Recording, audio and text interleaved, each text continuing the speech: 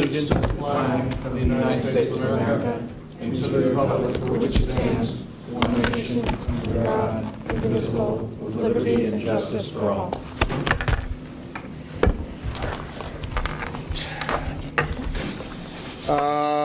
Can I get a motion, please, to accept the agenda?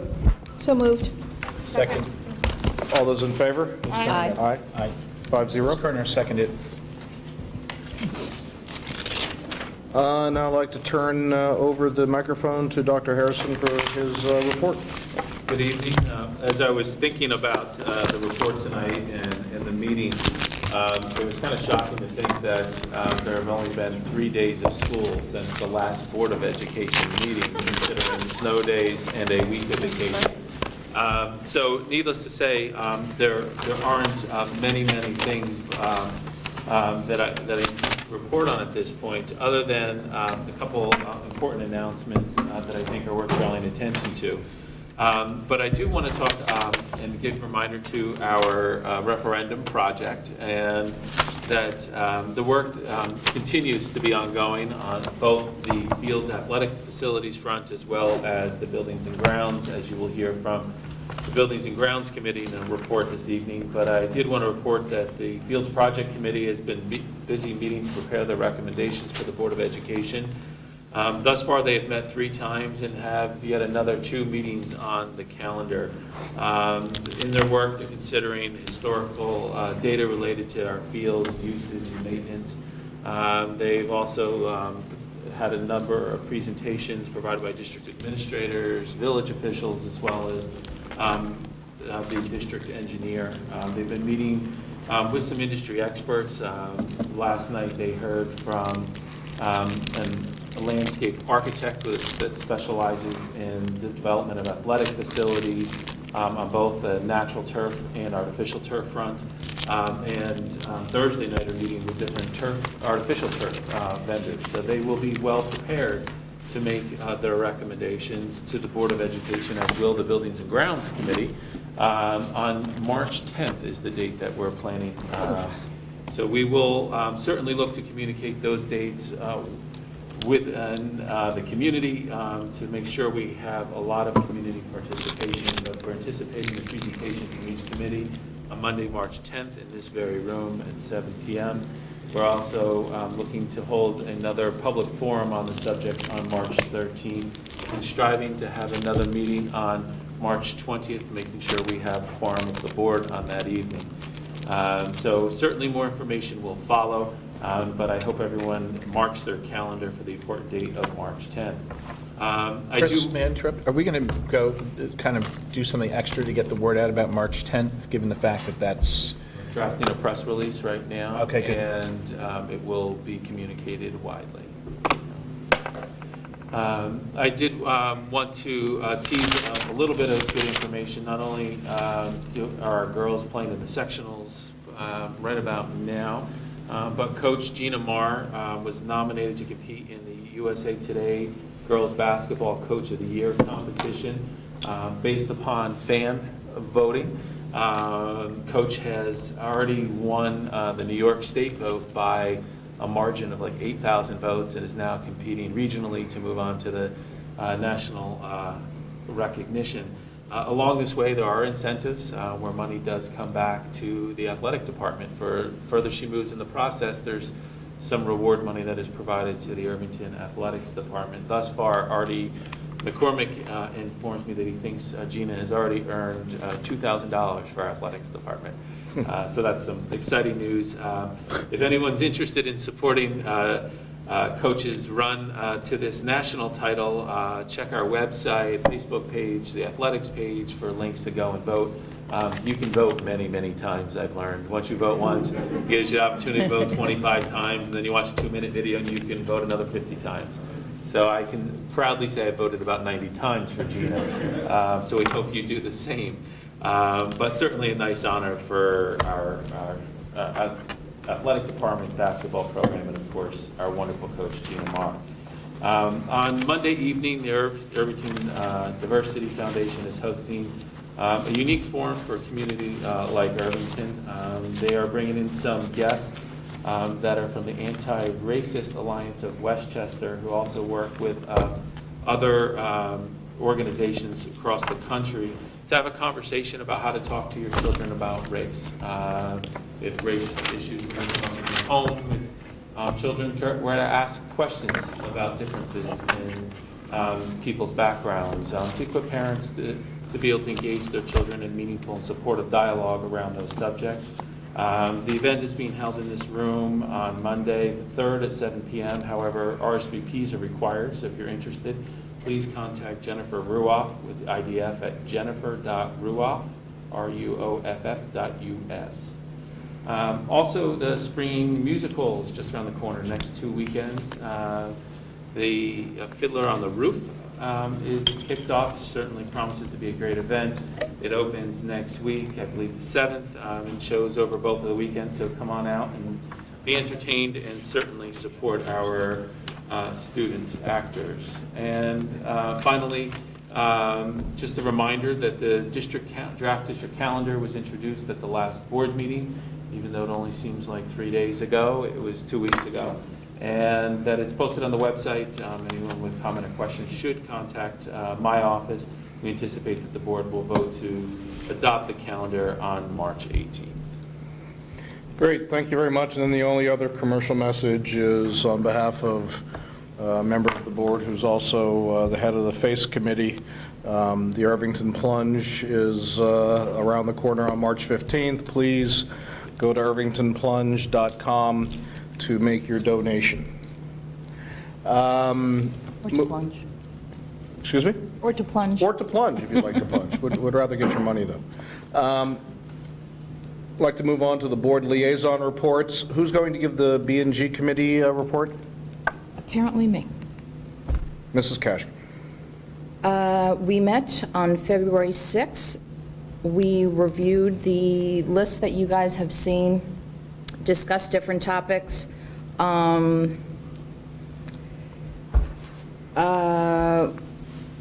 We're still getting numbers from land reviewing. We've actually gotten some energy efficiency numbers to certain projects to share with the board on March 10th. We have a meeting this week on Thursday. I believe David Sotel will be coming to that meeting. One of the things that we're discussing is the Dust Bowl, well, the famous project called the Dust Bowl. What our options are there, and also converting the upper lot into some sort of parking lot to help alleviate the parking situation here at the high school, middle school campus, something that could be done sooner rather than later, not having anything to do with the whether there is or isn't a referendum for the fields. So is this in the budget? No. This would be part of our recommendations we'll be making on May 10th. Basically, we're still vetting through everything. Right, for the referendum, separate from the fields referendum. Right, the facilities piece. Right. But what Maria's referencing is also a separate idea that maybe the upper lot currently could be used for parking, even though it's not paved. Right. No, I just, for some reason, I was thinking that maybe you were talking about the budget, but I just wanted to clarify. No. Okay.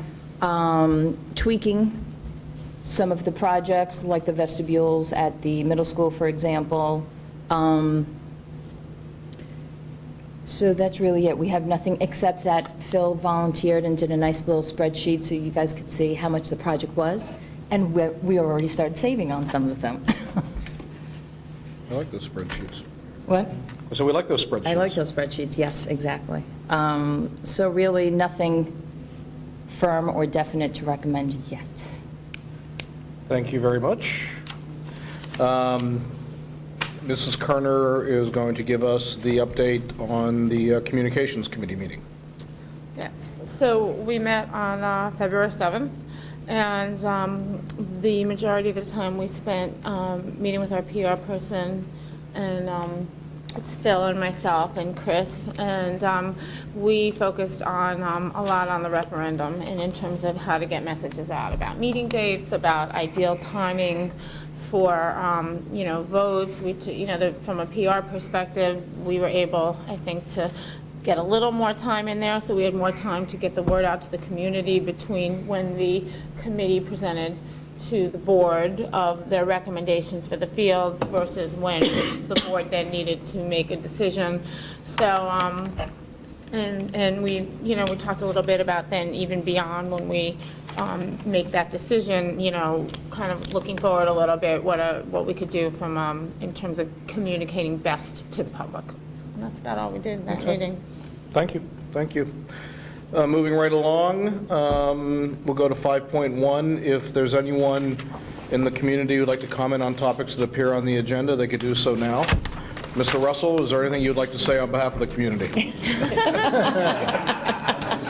Thank you very much.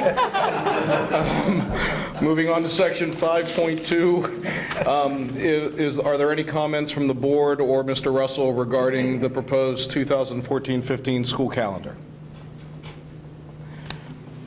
Hearing none. Before moving to the consent agenda, I understand that members of the board have asked for an explanation regarding section 9.1, which was a $56,000 some change increase to the 2013-14 budget. It's a fairly large number, and so it'll be good to get some background on that, and then I think we can move to the consent agenda after that. Thank you. If you'll remember, last year, we decided, the board approved to go self-funded for workers' comp. So by removing ourselves from the consortium, there was a closeout. That closeout reaped us a check for $146,567 that the consortium had been holding of our money. So I knew that some of that money was coming. I didn't know how much. But I'm recommending to the board that the money be divided with the $56,567 being placed in the current year's budget to offset existing already paid expenses and anticipated expenses over what were budgeted this year in the workers' comp line item, and then put the remaining $90,000 in the reserve fund. This year has been extraordinary as far as workers' comp claims for Irvington. We've had more this year. Of course, it never fails. You change things, right? It's been larger this year than it has in the last 25 years of Irvington history, and we had 2 large claims. But even with those large claims, we're still about $30,000 ahead of what we would have expended as an annual fee in the consortium. In 12-13, the bill was $176,000 for Irvington to continue participating in the consortium. So by paying $150 now, even this year, a year later, we're still saving money. And I'm recommending putting the $56,000 in the general fund now to cover the expenses so that I do not have to come back between now and the end of the year. Because this reserve fund requires any money going in or out of it to be board approved. So I'm asking that you put the $90,000 in there now. If, hopefully we don't need any more, nobody gets injured, but if we did, I would have to come back to the board and ask for another reappropriation to take money out of that $90,000 to put in the general fund. On the reverse side, at the end of the year, if we have not expended all of the money that I've put in there, then I'm going to ask the board to do a budget transfer at the end of the year to take that surplus money in that code and put it into the workers' comp reserve fund so that we still remain as self-funded.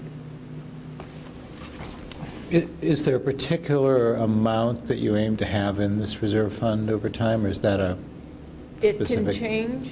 The auditors monitor reserve funds very carefully, and what will happen is at the end of the year, because I'm familiar with these, my prior district, we did this, the firm that manages our workers' comp claims, Benetech, has to provide an estimate of what our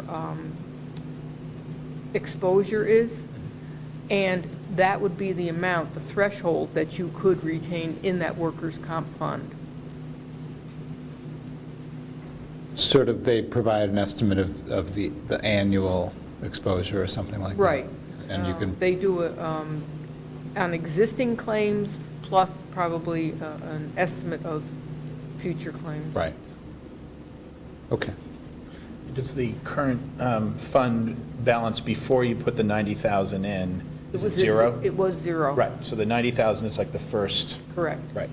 Oh, so basically you're taking money that was in So another a balance. reserve fund for our previous consortium, right? And then it's coming back from the consortium because we Right. closed out of that, and we're putting it in our own reserve fund. Correct. So it's basically going from one reserve fund to the other, less some claims, 56,000. some claims that have to be paid. Yes, in essence. I guess the language is what's confusing me, where it says resolve that the Irvington Board of Ed approves a 56,000 ...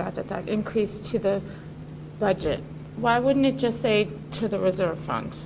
Why Because does the it say to reserve fund budget? is the 90,000 that we're going to put in there.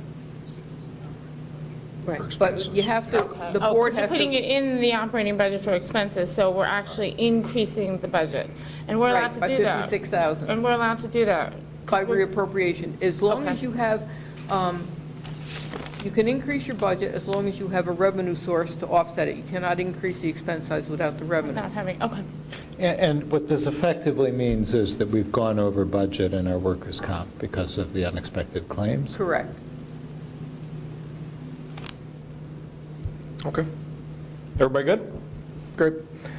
Okay, anything else to talk about on the consent agenda before I ask for a motion? Right. So I'd like to get a motion to approve the consent agenda, which is all of Articles 7, 8, and 9. Can I get a motion, please? So moved. Second? All those in favor? Aye. Aye, 5-0. And now moving on to our presentation discussion tonight, which is, I believe, our final of the seriatim budget presentations dealing with curriculum, instruction, technology, and employee benefits.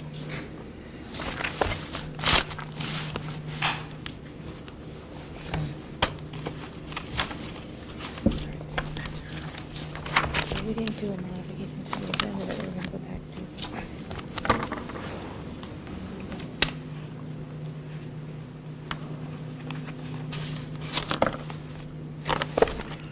Well, good evening, and nice to see everybody here.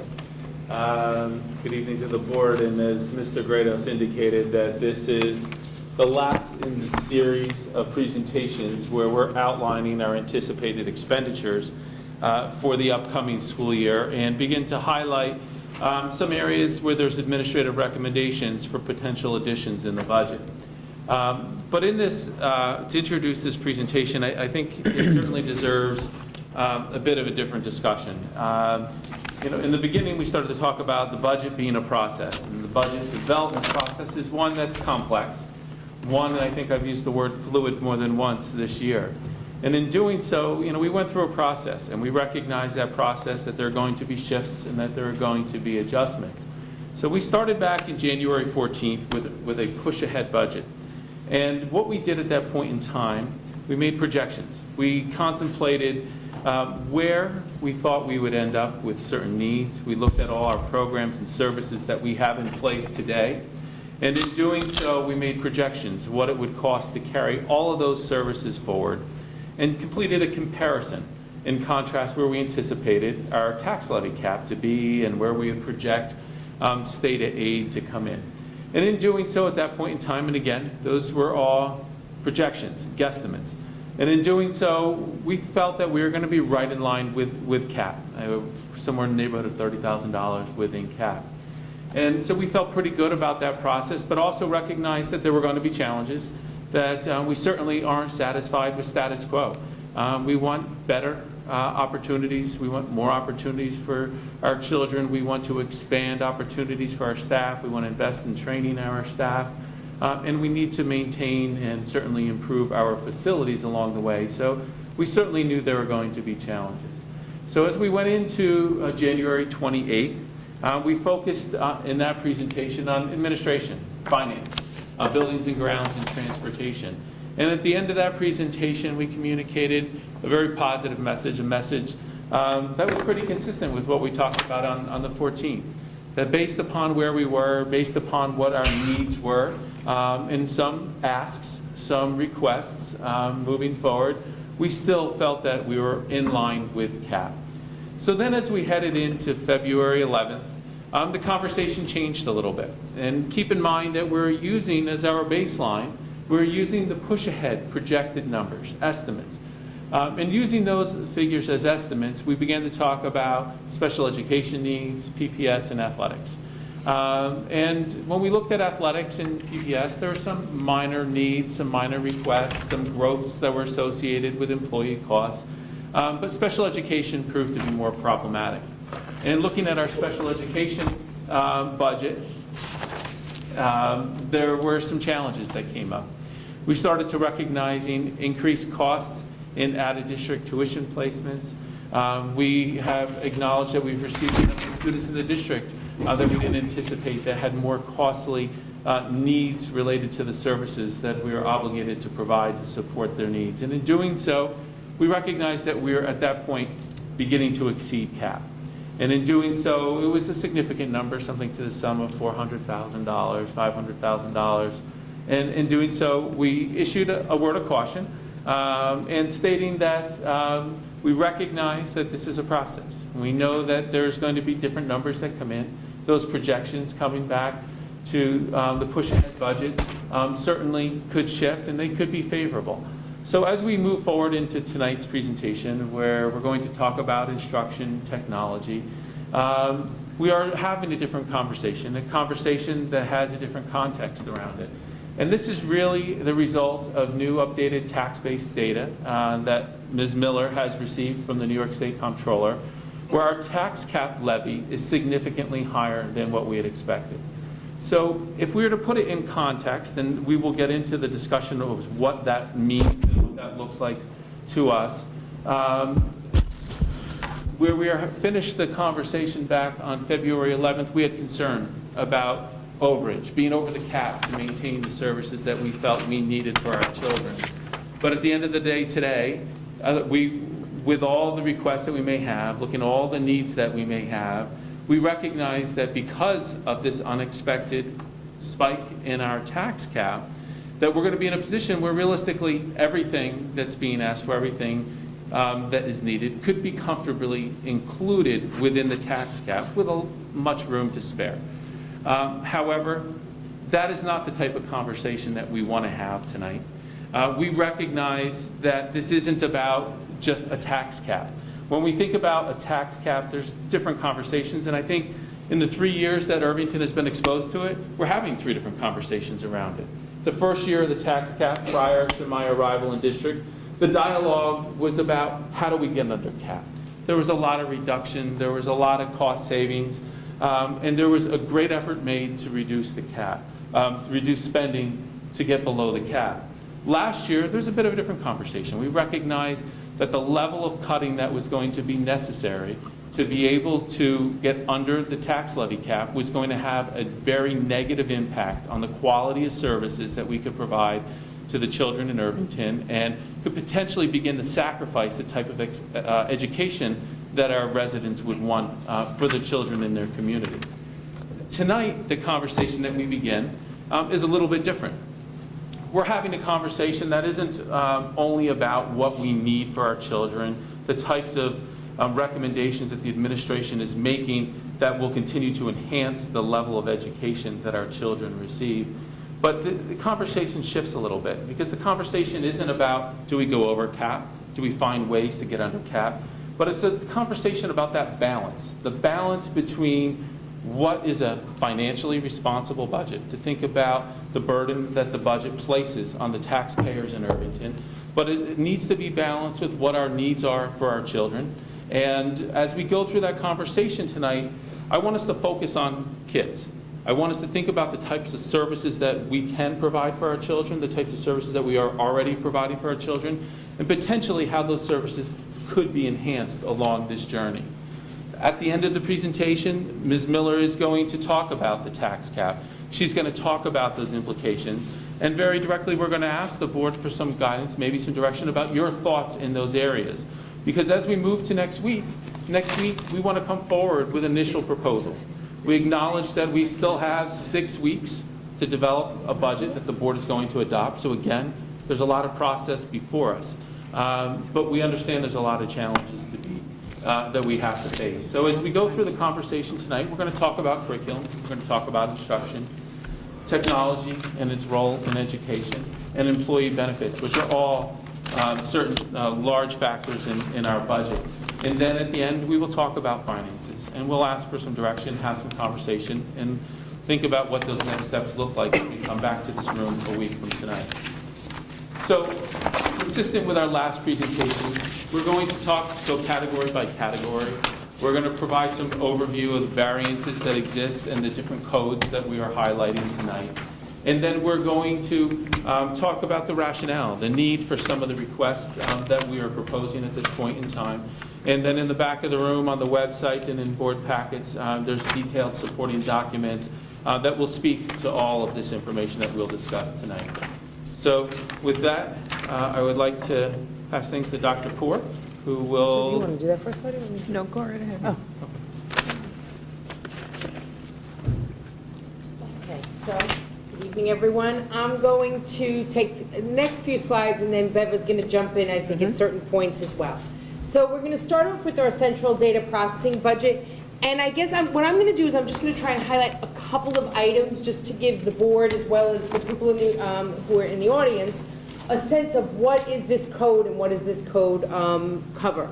So what you're noticing here is central data processing. That's our infrastructure software. It's our Microsoft suite. It's Adobe. It's Edline. It's eSchool Plus. It's Finance Manager. So this code is actually decreasing, and that's due to a cost of, what did you say, $13,000? The entire code is decreasing $6,100.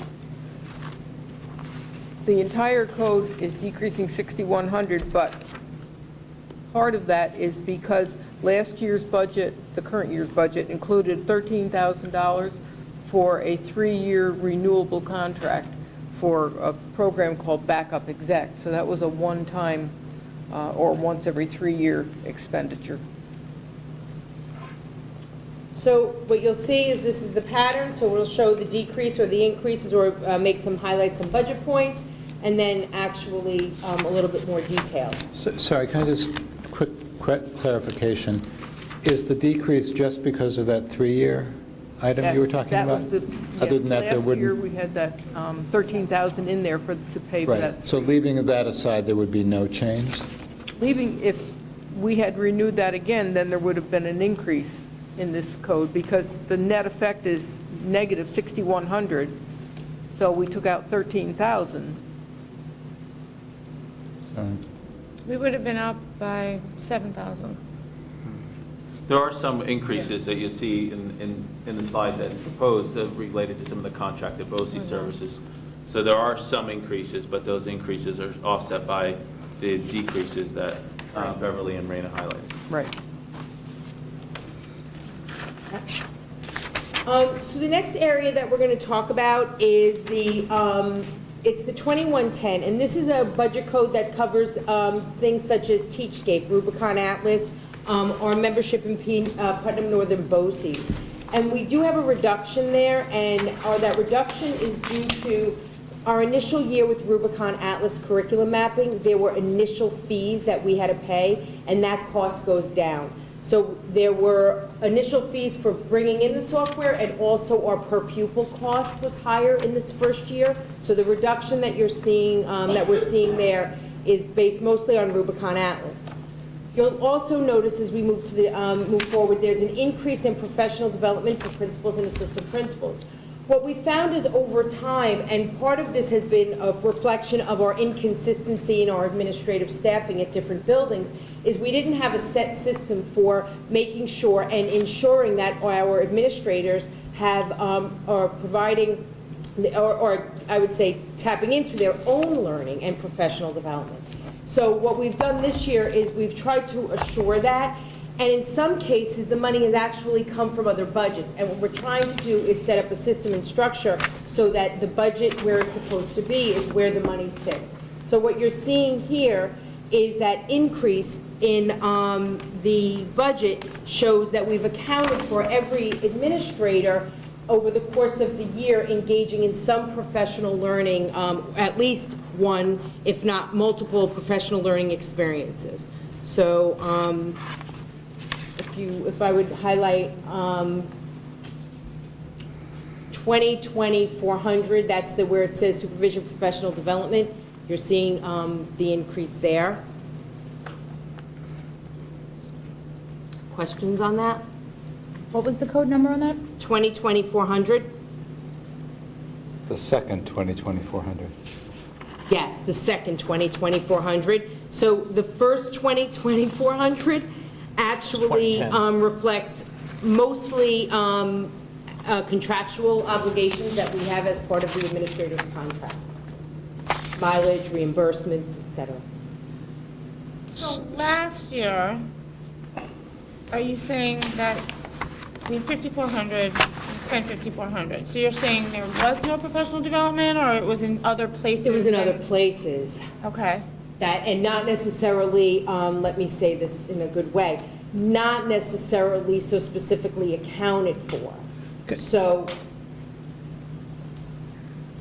Oh, I'm sorry. Well, go ahead. I'm getting confused. I was going to tell you that, but I'll wait till you're finished, and then I'll tell you why I'm confused. Okay. So in other words, we did not necessarily say that, I'm looking at this room because they're all here, we didn't necessarily account for that every administrator in this room we want as a district and should be engaging and planning for participation in professional learning. And sometimes that could be a conference that costs $1,000, and sometimes it could be a series of workshops over the course of the year that may be at $200. But what we weren't doing was saying that this is a priority for us, and if it's a priority for us, we should have money allocated in the correct budget location. Right. So- I guess, can I make one statement? And then, I mean, I guess as I went through this whole budget, it's a little confusing that there's a lot of different professional developments, and I'm wondering if we can maybe get one schedule where we could see it all, because as you reallocate it, it's hard to see what the net effect is year to year. So, thanks. That'd be really nice, yeah. But I was confused. Is this, it isn't clear, it sounds like mostly what you're saying is this is money well, you've got a budget amount of 12,900 in for the proposed budget, right?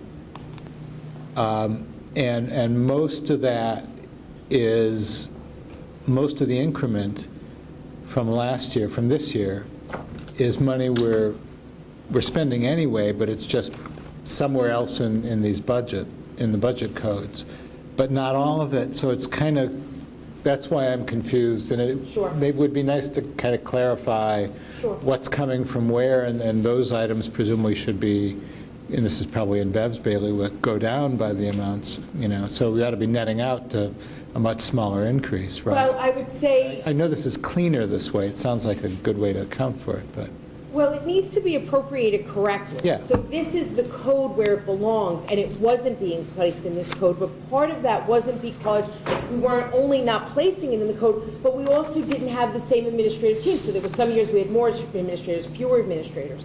So I understand what you're saying, John, but I also think that it's a matter of then we had to make decisions this year on where to spend certain funds. So maybe we didn't do something else to allow for all the administrators to have that professional development fund. So I guess what I'm hearing you say, John, is that am I going to see it come down in some other code because that $7,000 was sitting somewhere else?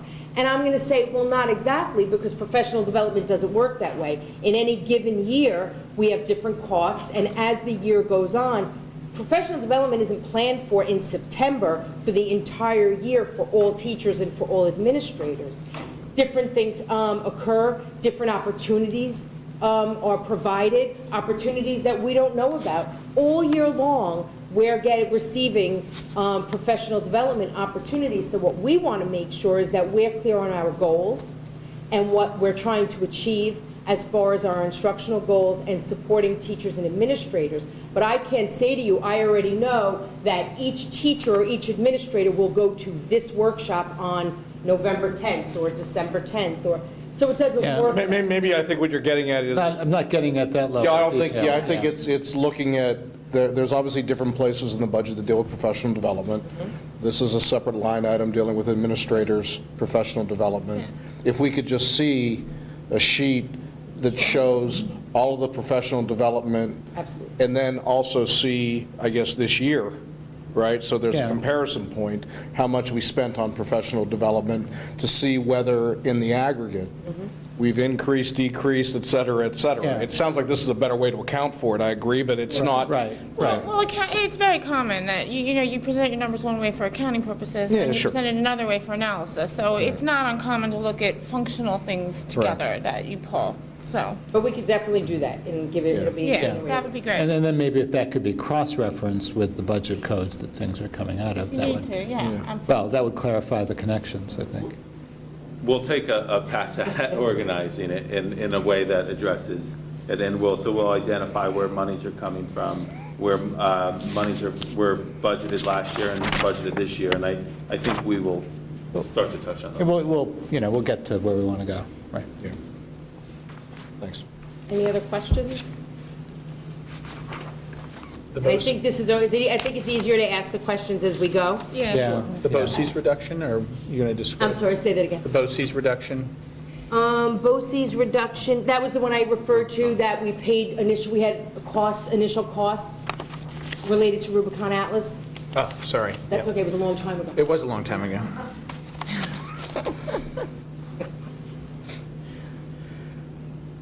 Okay, this code is our 2110 code. So again, I just want to highlight a few of the areas that this covers. So this is where we see the support. Sorry, I went too far. I didn't go too far.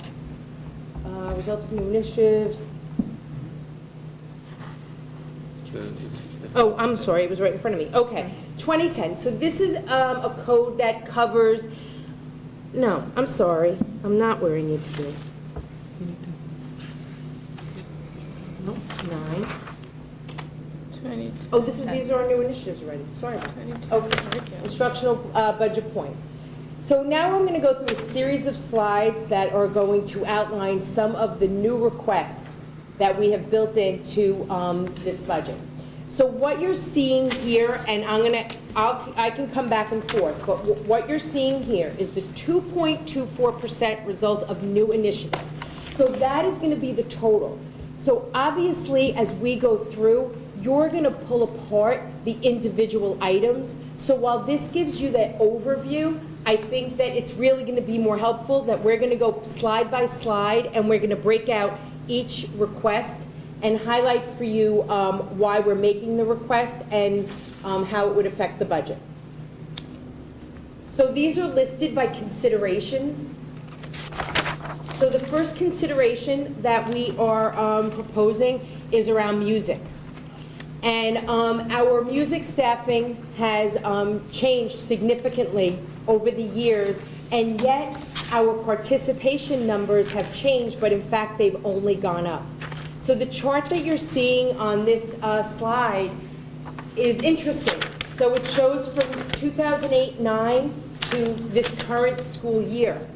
And this is students who are participating in our performing programs, so orchestra, band, chorus, in grades 4 through 12.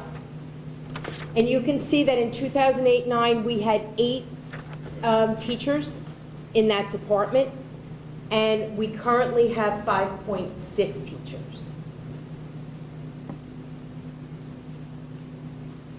What sort of, this is all stuff except for my family knowledge of this, I don't really have a good sense of what our staffing looks like in this area. I mean, what do we have, who do we have, and how many people do we have doing Sure. the three? I think it's just one in orchestra, right? It is one in FTE, orchestra, so right. Mr. Goldberg teaches grades 4 through 12 in Right. orchestra. Right. At Main Street School, we And that have, hasn't changed. and that has not changed. Right. Okay. At Main Street School, we have a band teacher for 4-5. At the middle school, we share a band teacher. Share with the high school, or? Yep. Okay. And we have a choral teacher, we have a Main Street choral teacher, a middle school choral teacher, and a high school choral teacher. So some of those people are not full-time then? No, so That's 6 people, I think, So right? everybody is full-time. So the reason why you see the Wait. 5.6 was because, I would say about 5 years ago or 6 years ago, I don't know, were you here? No, that's not, let me go, that's not, were you here when? Okay, so right before, the year before David came, we used to have a drama teacher, and we had a .4 drama teacher, and the decision was made to reduce the budget, and the way that we did that was we actually took .4 from the music department and and that music teacher is now the drama teacher at the middle school. So that's why you see the 5.6. We have 6.0 teachers, but .4 of that teacher teaches in the drama program. The other 2 reductions were from retirements. And that teacher is otherwise a band teacher, or? He's a choral teacher. Choral teacher, okay. And is this a fair statement? There are certain teachers, music teachers, teaching out of their expertise.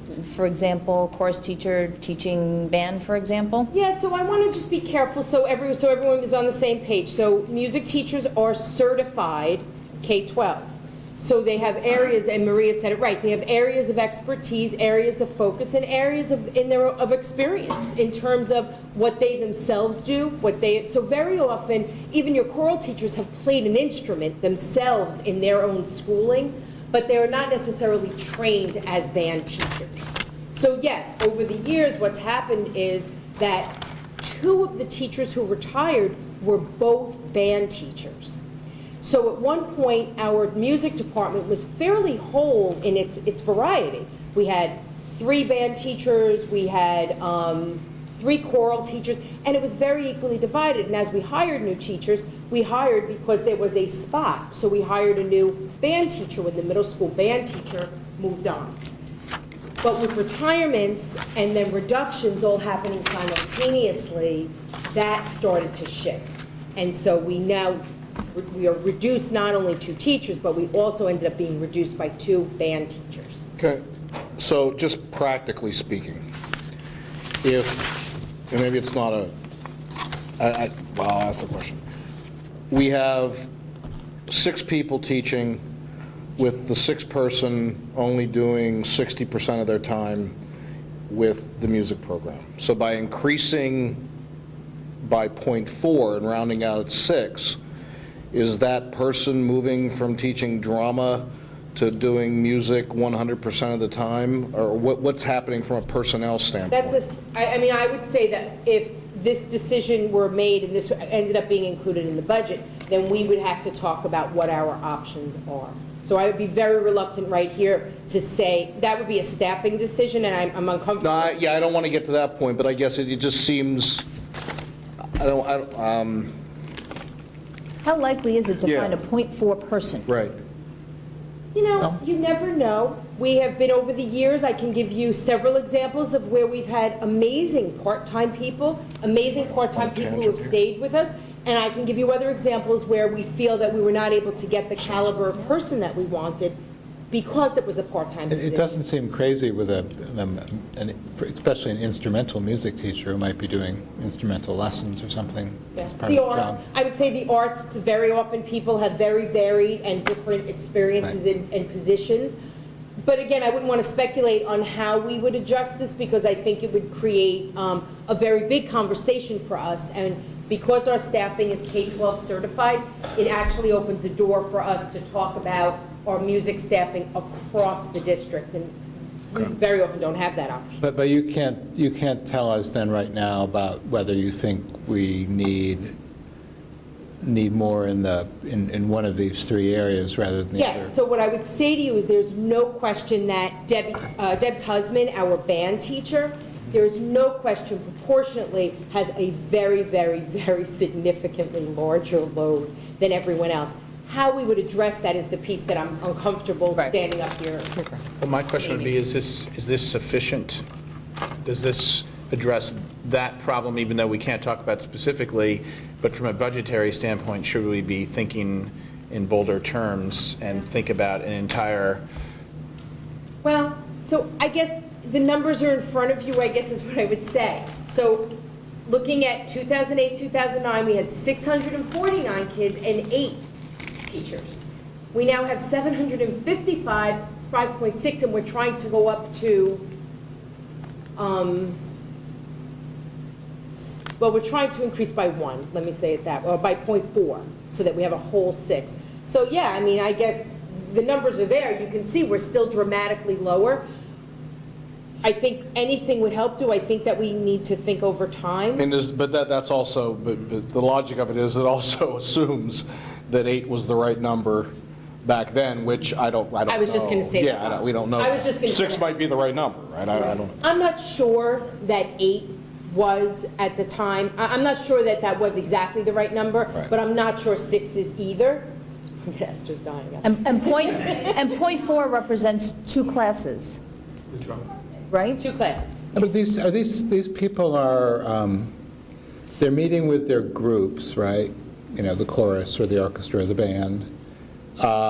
Then are they also giving instrument, does that happen in the chorus side or just in the instrumental side? At the high school, there is choral, individual choral instruction. I don't think, at the middle school, it's limited, but at the middle school, something that we've been able to do, though, is also offer opportunities for kids who didn't participate at Main Street School. So I think the other conversation that I think that we would want to be having is, we're trying to get back to what we once had, but honestly, I think there's a lot more conversation to have about what we want to be. Yeah. And that's why when we talk about the 6, 7, or 8, I think that's really, we need our vision for our program. And I will say, I mean, Deb Tusman's a fabulous department chair. She really is, and I think that she could move us in our work. So I don't want us to just feel like we're trying to get back to what we once had. I think we want to really talk about the development of our program. Yeah, I mean, I think that's going to be a common theme tonight, long-term planning and how, you know, how we really, it's hard to do this budget, doing what you're saying, looking at just this year. Yeah, right. And I feel like maybe this is a related theme, but it comes up here first, is, you know, I kind of want to understand well, first of all, what we're really trying to do with our existing, in this case, the music program, but we might add drama to that mix, or if there are other performing arts things too. I mean, that would make it a slightly broader conversation. What role that plays in our programs? Are we doing the right things? Are there other things we want to be doing? How do we evaluate whether it's being done well or not? And, you know, and all of that, it's a little uncomfortable to think about allocating more money until we really know, you know, until we kind of know we're having those sorts of conversations too, right? And I guess what I would say is we need that 0.4 to get to bare bones. So it's very hard to think, and we've had this conversation on lots of different topics. It's hard to think about this big vision. It's not that we can't, we can. But I think our request tonight is that we have a teacher with over 300 kids. And that's not good. That's not good for our school. That's not good for our program. It's not good for our kids. So I think we're trying this year to get back to at least a level that then we can definitely talk about what is our program and how do we grow our program over the next 3 to 5 years, not only Right. for next Well, year. but and these 300 kids are in the middle school High band? school. High school or middle High school? school. Both. Both, middle school. Both. She does both. Band. Oh, so there's one band teacher in just Main Street School? No, yes, there's one band teacher for fourth and fifth. Full-time equivalent, right. And then there's one band teacher. One does, oh, Tusman does, wow, okay. And 300. And just for comparison, do you know how big the orchestra program is?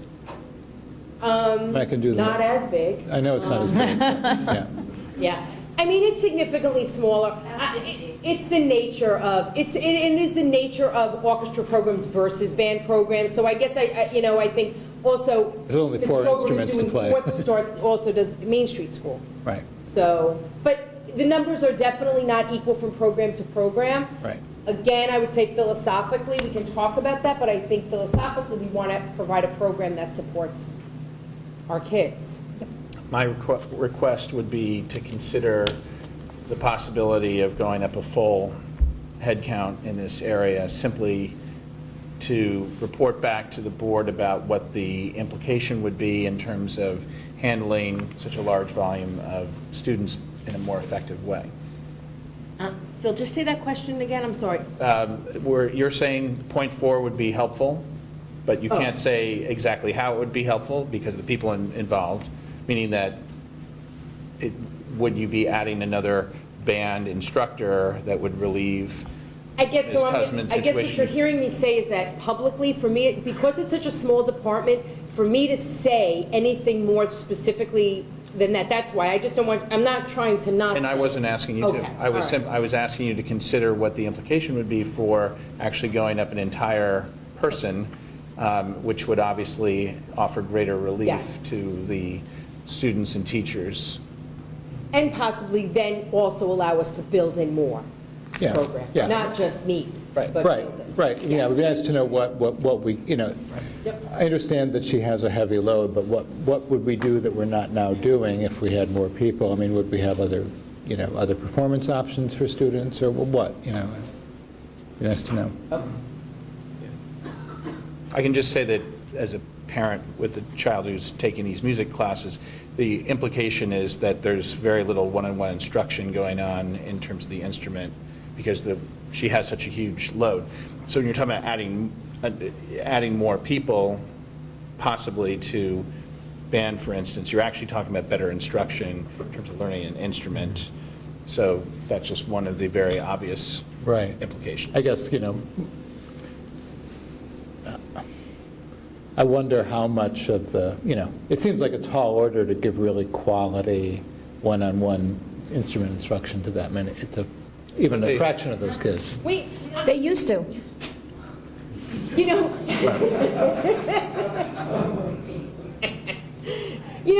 I would say that's not really true. I would say when I got to this district, I think we had a quality program, and I think that we were a public school. We're not a private school. Yeah. We're not a music school, but we were a public school that I think supported our kids, and we had the expertise in the areas that we needed the expertise. So I I mean, that would was say- my sense in those days, right? Right. I'm not really close to it now, but. Yeah, I mean, look, I think we face the same challenge we always face, which is, in a perfect world, I think we want to do everything. And we can't, and so unfortunately, we're going to be faced with the unpopular task of prioritizing. And then there's going to be a variety of considerations that come into Yeah. that. No, So, and I mean, I think clearly having a good performing arts program, music and whatever else, is a very important part of our education. I just kind of want to get a feel for what we're getting out of that better. So with each of these considerations that Raina's going to go through and discuss, I recognize that there's going to be a lot of questions, but we'll come back to them, and there's going to be things that, we certainly hear your opinions, we'll hear comment throughout this evening. When we get to the next meeting, that we may, based upon our own thinking, our own analysis, based upon our dialogue tonight, we'll make modifications, and maybe some areas there'll be increases. Maybe there'll be additions that don't even appear here tonight based upon some dialogue. But ultimately, we're going to come back and it's going to be modified. And we recognize that, as I said, over the next 6 weeks, there's going to be conversation before we find that final endpoint. Can I ask one more little bit of information? The participation numbers from 2008 to current, would it be possible I don't know if you have this information, to break it up, actually, orchestra versus band for those years, Versus chorus. and chorus, thank you.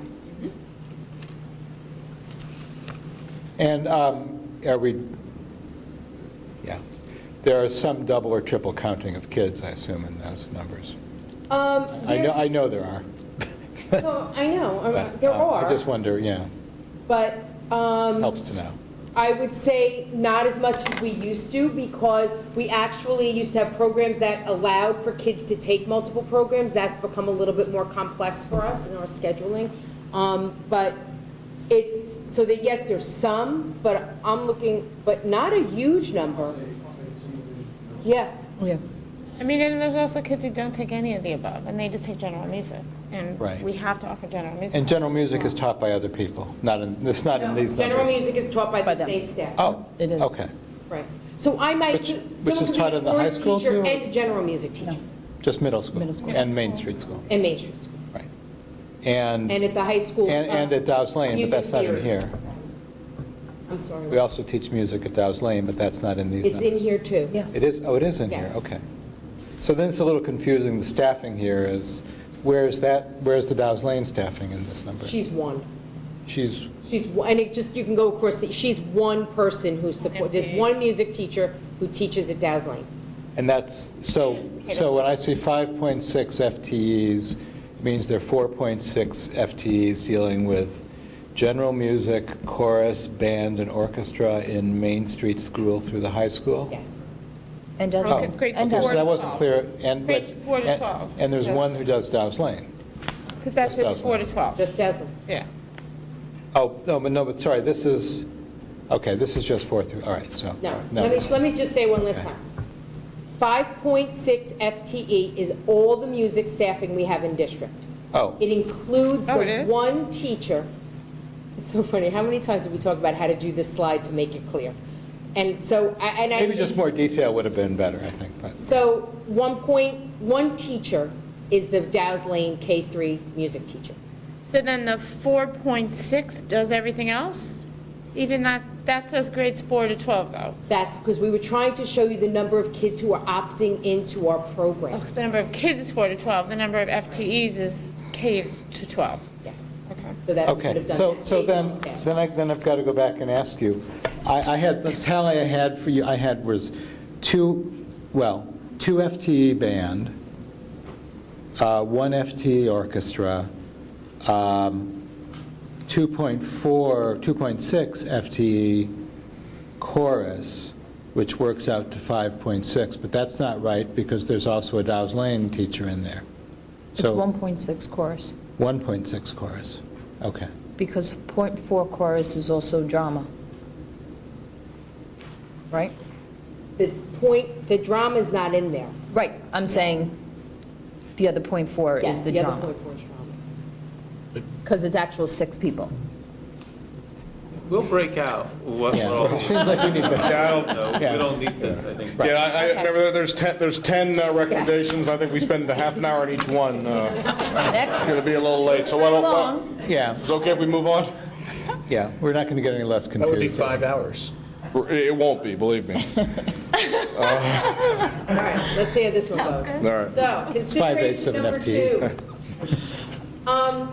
So consideration number 2 is we are looking to increase our co-teach model at the middle school. So currently, the way that our program at the middle school is and has been for many years is there's always one core academic subject that has not been able to be covered by the number of teachers that we have at the middle school.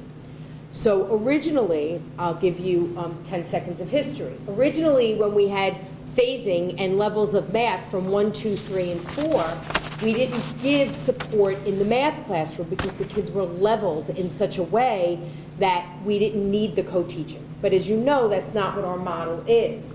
And so currently, if you're a child who is really in need of a co-teach classroom, a collaborative classroom, when you go to science, you do not have a co-teach model. You are taught only by the one teacher. So in English, social studies, and math, there's a co-teacher. So if on my IEP, I have to have a co-teach environment, I can only have it in those three academic areas. As of how long ago? Max had a co-teach in science? 7th and 8th grade only. Okay, that's what I Yes. thought, because in 6th grade, there is a How long co-teach have you science. not had in science? But it's science and social studies that there's no co-teaching 7th and 8th. No, there's co-teach in social studies. Yeah. Co-teaching in social studies in 7th and 8th, co-teaching in science in 6th grade. No co-teaching in social studies in 6th grade, and no co-teaching in science in 7th and 8th. Okay. Every day of the week. Can you give a 30-second co-teaching for idiots? What is co-teaching and how does it Sure. work? So as you know, in all of our grades, K through 5, we have co-teach classrooms, collaborative classrooms, where all day long, we have teachers who are partnering. And those classes, and at any... Two teachers normally. Two teachers. Right, okay. So what happens is the kids leave elementary school, so we have students that are placed in the co-teach classroom because of their learning needs. Okay. And then they get to... And these are people typically with IEPs or? Yes. Yes, okay. So then our students get to middle school, and middle school is a completely different environment, and you're not with that teacher all day, so we need a way to support students, and we do that in their core academic classrooms. So the point being that when we get to 6th grade and 7th and 8th grade, there aren't enough teachers to support those students.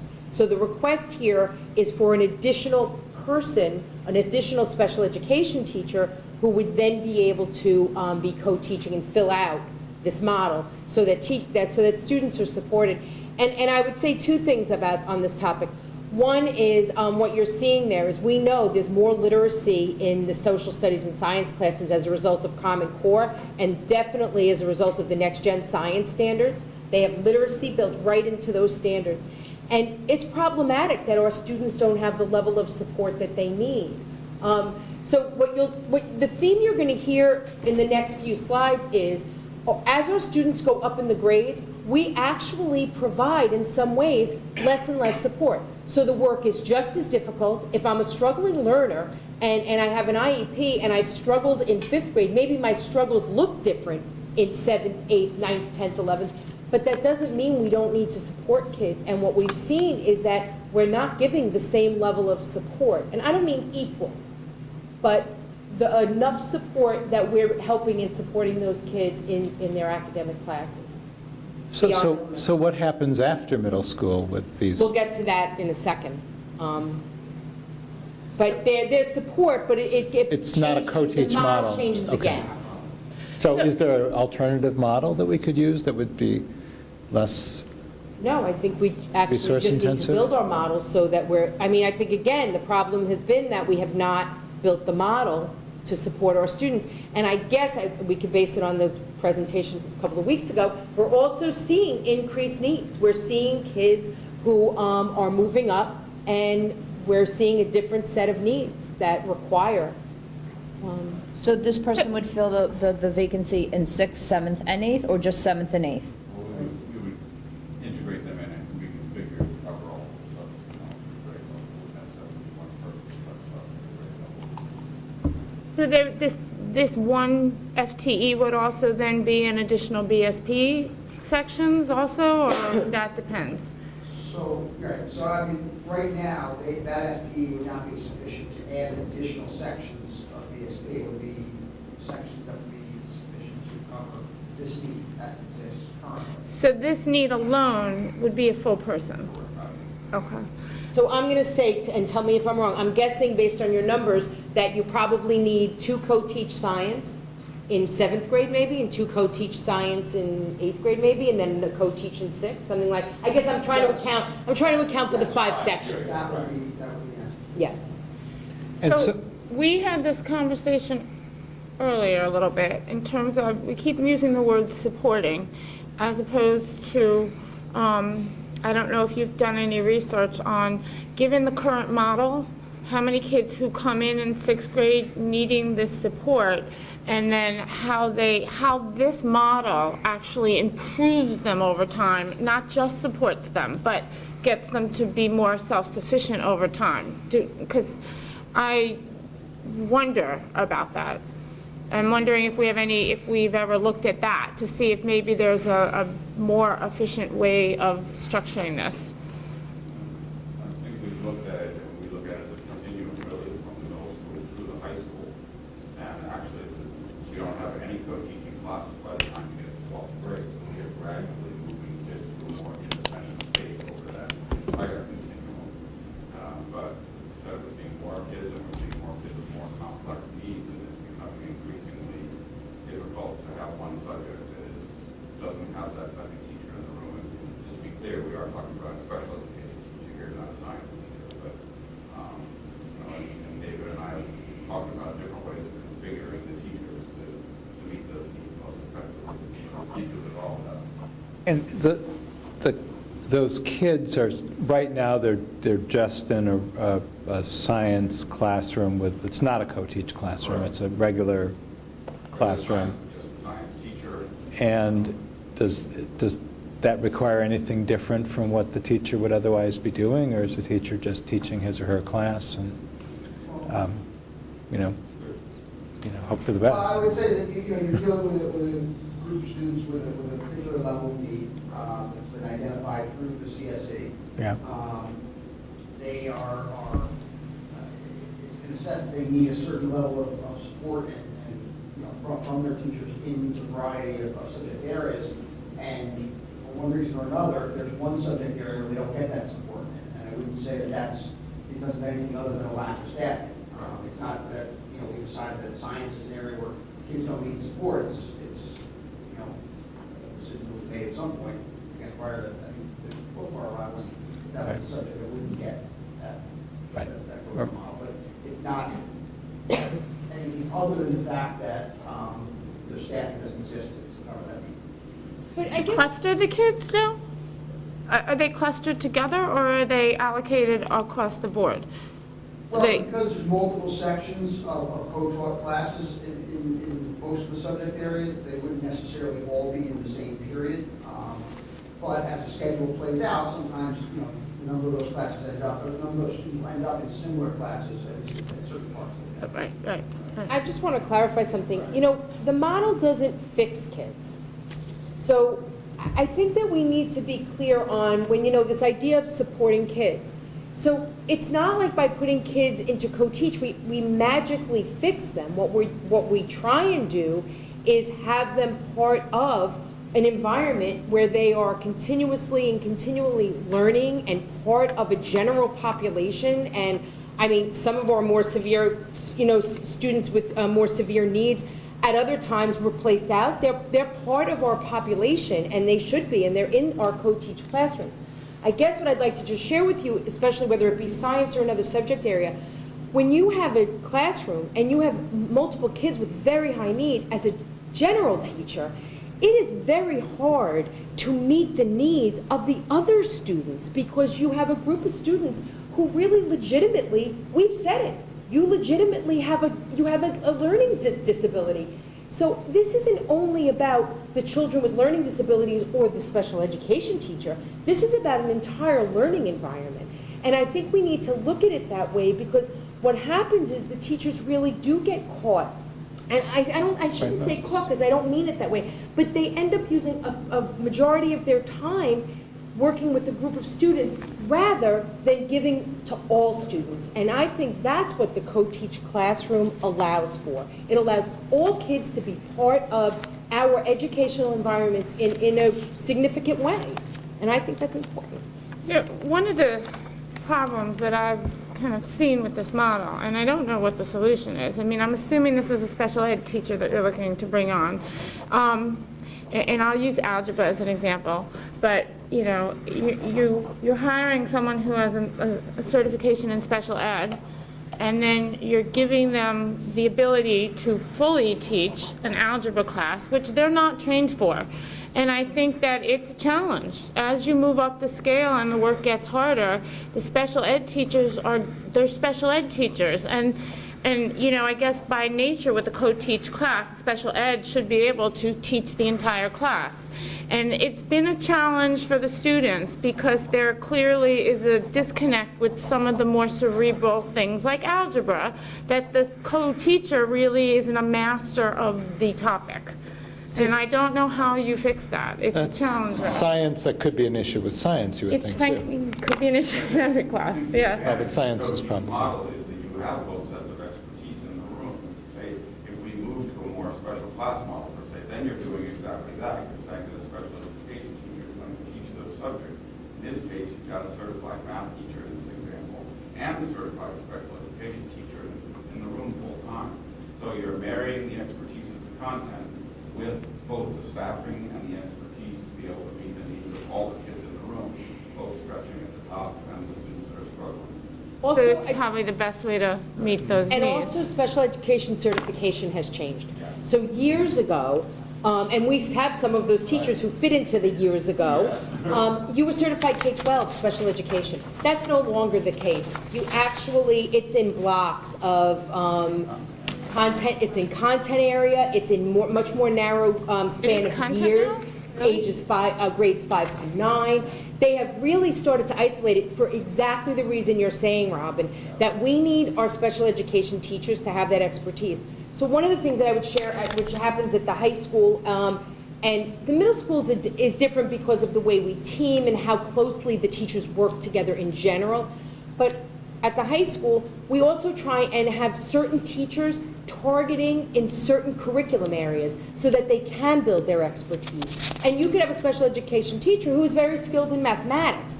So when they place the teachers, they're trying to work it so that the teachers are placed. So a teacher isn't doing all the core subject areas. Now in middle school, when you're really, it's a different model. In some ways, you want that same special ed teacher with all of those classes.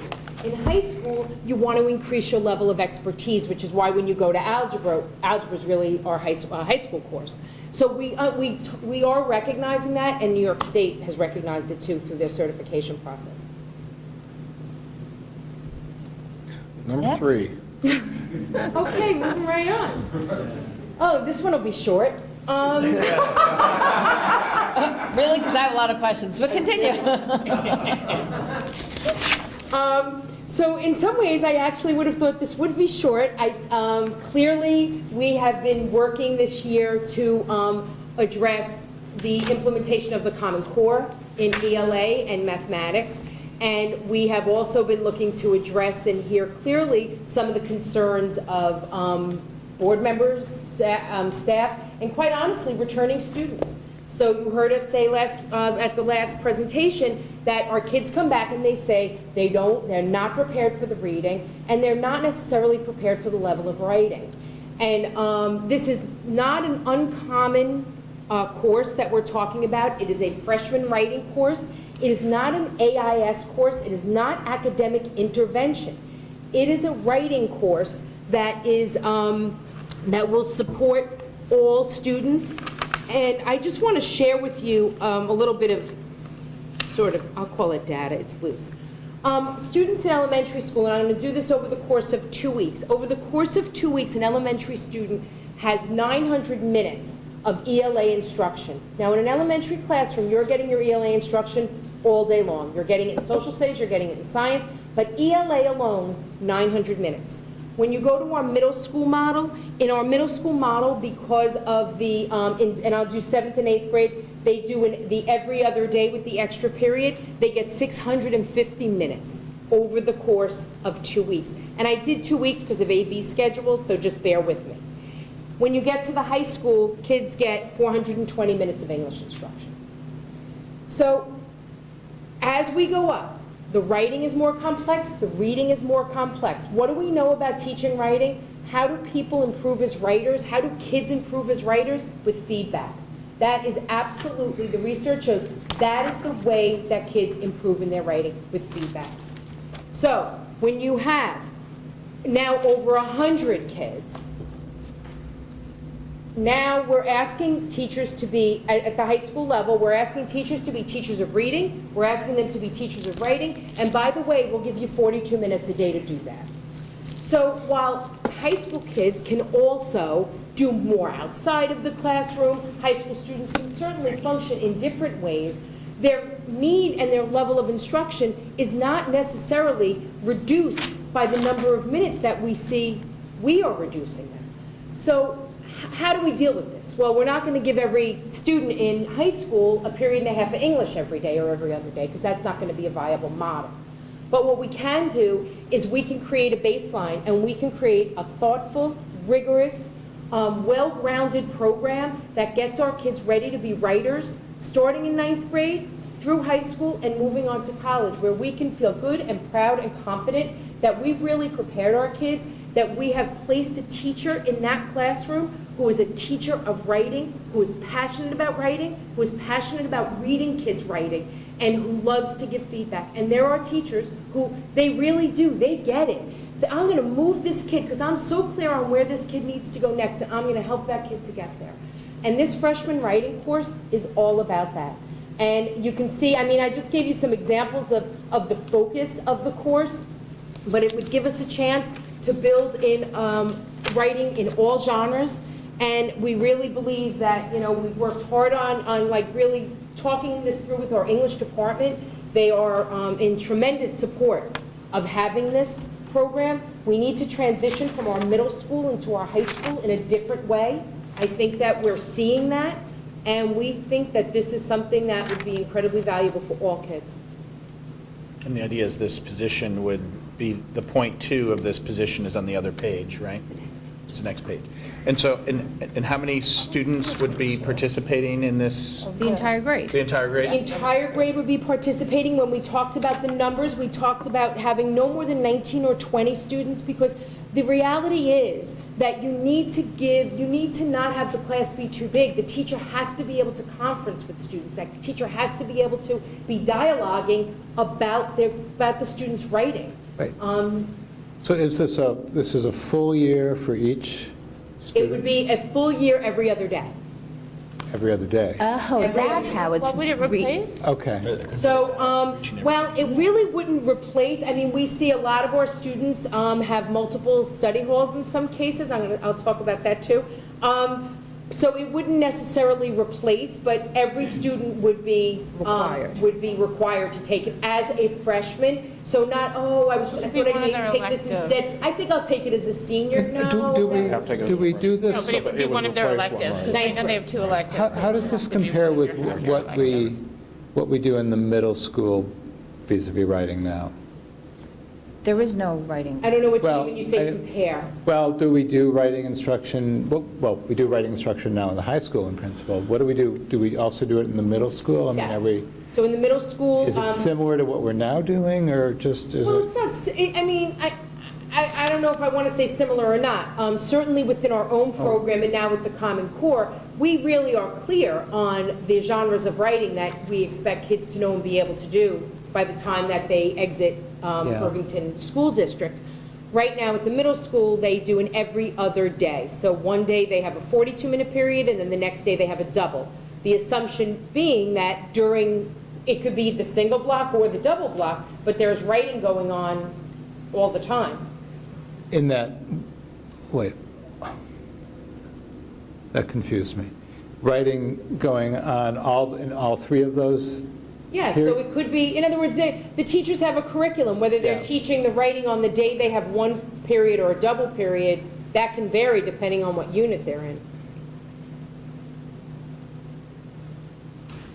So can I ask, this, currently, isn't there a max amount of students that an ELA teacher can have in a course load? 108, 108, okay. I couldn't remember that number. Thank you. used to be 100, It used to be 100? not that long ago. Okay, so this is an every other day class, and this would be Regents level and honors students? All students. All students. So would this be a mixture? You wouldn't have like an honors writing class? This is just a mixture of everyone? Everybody. Okay, and currently, the only every other day elective that is available as a 9th grader is health, Well, correct? PE, Well, lab, Well, it's not elective Right. in their lab. In other words, That's it's not not- about electives, it's about how you can fit a kid into the schedule. Right, but what I'm saying is the only, besides gym, which everyone takes, and lab, which is, out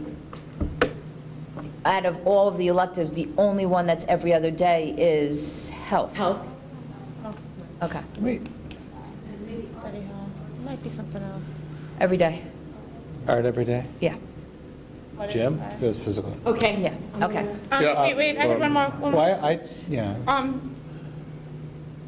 Just to get the full picture, are there associated costs from a budget perspective that would go with teacher training, curriculum development, other things along those lines when we're creating this new class? Would that be one-time cost? How do you envision that rolling out?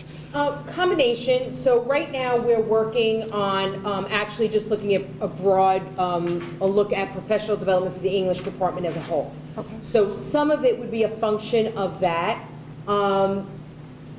Some of it would come out of the work, because honestly, we would like to do work with the whole department on writing. So the one cost that I would say, Robin, is the course development. Yes, that would have to be. And the way that when Dave, Deb, and I looked at this, it would have to be 2 different teachers.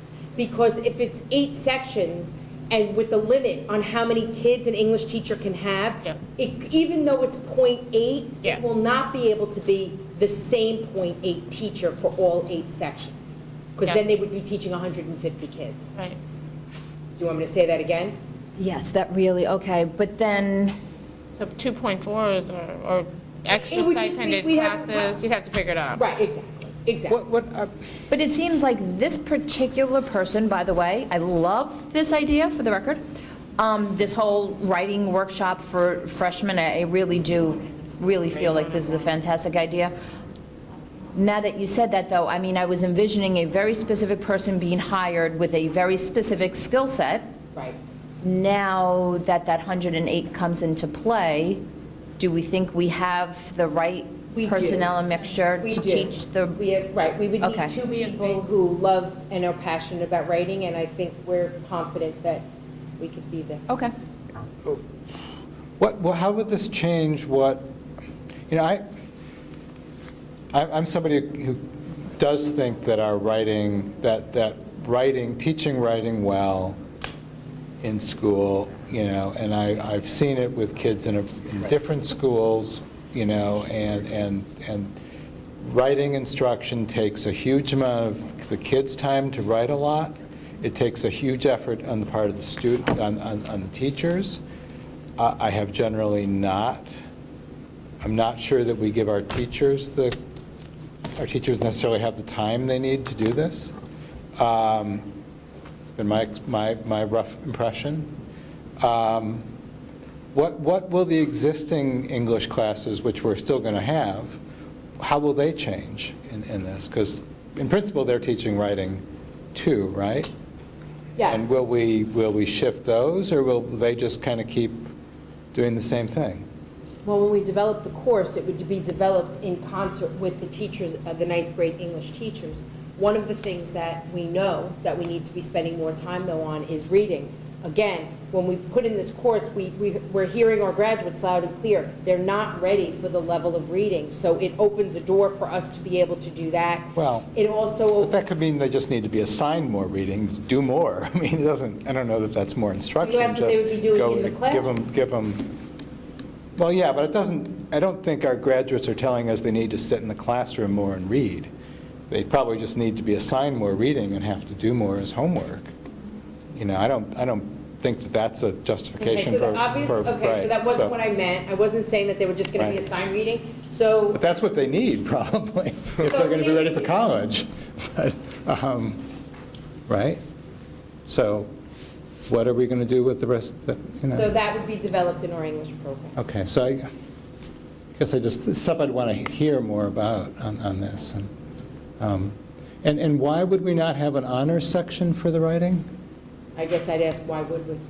Because maybe there are kids who would be, why would we ever have an honors anything? I think because kids are capable a higher level of academic achievement, and we want to give that to them. That strikes me as likely for writing as It would be well. individualized, so every kid would be writing at their own level and level of rigor. But what are they doing in class, then? I'm not sure if we. They're not just silently writing to themselves in class. The teacher is doing something with them in class, right? I mean, wouldn't it make sense to split kids by ability? No, I don't believe that, but. You don't believe- well- And I guess what I would just say is that I am on consideration 3 at this point, and so I feel like I'm happy to jot down these questions, but honestly, I can't talk right now in this screen about where we are in terms of honors classes. The only thing about putting aside those concerns, I guess, from an honors versus a non-honors, they're doing different curriculums. So the ability of this class to tap into the curriculum, would it get complicated if you have, like, kids doing different things? No, because the classes, I mean, keep in mind that we won't be blocked. So it's not as if everybody who has James Groven for 9th grade English is going to be in the same section of writing. So they're not going to be that closely tied to what's going on in English It's not like the class? middle school where Yeah, it's a like that. block, and Right. if you have Jen DeLisi, you have Jen DeLisi for the double period. It will not be that model at all. It will, No, I know that, but you're saying, though, that it won't really be that closely linked to the classroom work is because of the problem that you have different classroom work? it will be aligned, though. So I guess I just want to be clear. It will be aligned. The course will be developed with the English teachers Right. so that there is clarity. So when we talk about these different genres of writing, it very well could be linked to when they're reading in that genre. So I don't want to, and again, the course isn't developed yet, so I'm also being cautious. I don't want to say too much about what it would be, but I guess I don't want it to be seen as linked to my English class. I think to Raina's point, and if we're looking at a consideration of time to be able to progress through all the points that we need to discuss tonight, but there's also a piece to it that I think there needs to be consideration extended to us, that we're identifying needs and we're developing programs to support the needs. So we can only invest so much time into what the development of the program is before it's authorized and before the budget is approved. So clearly, there's been tremendous thought that's gone into this initiative and the others that we're presenting tonight. So there are nuances that need to be worked out. There are instructional pieces that we have yet to identify. But I think we ask that you trust that we put great thought into these recommendations. We could have had 50 recommendations, but we've identified those that you see tonight because we think they are, one, based upon our student and programmatic need, and two, there are items that we will be able to deliver upon for successful implementation in September. So certainly we can debate every nuance of a particular program, but we are responding to what we see needs to be, and we are going to develop adequate programs that are going to serve our students' needs. And from day one, there's going to be improvements that we're going to see in our students because of these experiences.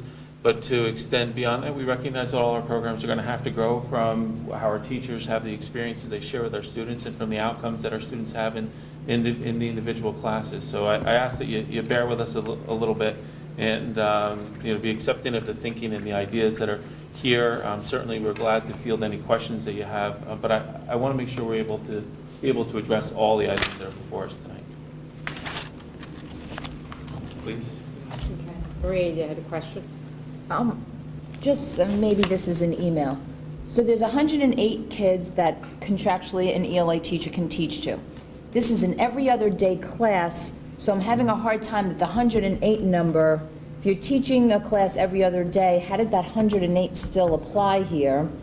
And if it does, then that means there's another current teacher that can pick up a load of 42-ish kids? Is that true? Yeah, I guess, again, I can calculate out a number for you right now, but I think we're going to have to look at our staffing. But yes, that's the plan. The plan is for it to be basically in half. Basically, what in half? Basically, they're going to take, so I'm going to teach 2 sections. So let's say we have 20 kids in a section. So I'm a teacher, I'm going to teach, that's 40. So that leaves me 88 kids. Right, no. 68. No, 68. 68 kids. Because the 108, right? Right, so I guess, it also depends, it's so variable because it also depends on how many kids we have in another section of English. So they are going to have to teach other sections, but they may not be teaching another section of 9th grade English. So maybe they're teaching a 12th grade elective that only has 18 kids in it. So I guess that's why I'm saying, it's like I can't put the puzzle together until we have the staffing. And it's, I was just asking because I just want to make sure that a .8 person is realistic for a freshman writing workshop. That's kind of where I'm really But getting the at. math works. okay. But you're saying the math does work with that 108 cap? We've worked it Okay. out, and we've looked at the numbers. And we're around, with this .8, though, we're actually asking for a 1.0, because in this consideration 3 continued, we are asking for a .2 ELA academic intervention teacher. I think what we're seeing is that, again, the needs are really significant, and we are not providing enough academic intervention services, because what kids are required to have are really supports in a lot of the areas. In other words, they should be getting support in social studies and reading in the content area. So it's not only ELA support, it's not only to have support with reading that novel that I'm reading in English, but it really is to also be reading some of the other more rigorous texts that I'm being asked to read as part of my core content areas, meaning science and social studies. So this ELA academic intervention person, if you think about the middle school model and how a BSP person, that BSP teacher helps all kids. It helps all subject areas, not just English support. So we're clearly seeing at the high school, again, we have large numbers going up, and we have very little infrastructure at the high school to support kids with special needs. Or strugglers, I don't want to say, because it's really not kids with IEPs necessarily. It's actually those kids who fall. Yeah, yeah. But would AIS support be given as as a class during the day? How would you offer that? Is it at lunch? Is it? Well, we offer, I mean, we have AIS. Currently, you have AIS that's built in. It's a period. It's a period. Yeah. It's period. So it's a full period every day for the, Well, okay. it also can sometimes be on an AB model. Right. Right. So, Okay. you know, that may offset some. Okay. So when we look at hiring a teacher and we look at this .8 and how do we round out to get a .8 English teacher, which that would be a teacher that would probably be much harder to get, a really good, solid .8 English teacher who will stay, because you also want someone who's going to build and grow, you know, the programs. We want teachers who really want to be part of this and grow it. So we do see the need for the .2 ELA academic intervention, so that would ultimately be a 1.0 English certified teacher. Wait. So you're talking about the same person doing the academic intervention as doing the writing? It could be the same person, but not, it Or it doesn't. might just mean that people will be shifted around? Right. That's right. Okay. So the other area for the high school that we've added a .2 is technology. So we've had lots of conversations about growing opportunities in our district in technology, and certainly this year at the high school, we were very pleased that we were able to bring back programming. And a lot of what happens, as I think you all know at this point, with the high school is we have lots of course offerings, and sometimes we get kids who want those courses, and sometimes we get kids who don't. So for several years, we had programming at the high school, and then we found that we no longer had a group of kids who were interested. But we also value it, and what we found was that we actually do have a core group, and it's not a small number, of kids who are interested in computer programming. And so we are looking to expand our program for next year by adding, right now it looks like probably a digital animation course, where we're looking at an apps development course. So we're somewhere between those. Dave Cohn is doing a lot of investigating and working and connecting with a lot of people, different people who might provide us with some support in doing this, possibly Mercy College. So we are very excited to now be possibly expanding this program. So Is a prereq required, are you thinking, or no? Anyone could take as an elective? we haven't actually talked about that. I was thinking no, though. Yeah, I'm hoping, but yeah, just Yeah. curious. Okay. So, are there other programming courses offered now, or is there not now? Now there is, computer programming is offered now, and it would be offered again next year. We have a single, is it- Yes. is that an every other day thing, or, Is programming every day? Every day. and what does that teach? Is it a particular language, or? Yes, I forget exactly. Yeah, I know. She's working off of Java? basic, virtual basic, more, not Java. It's not Java.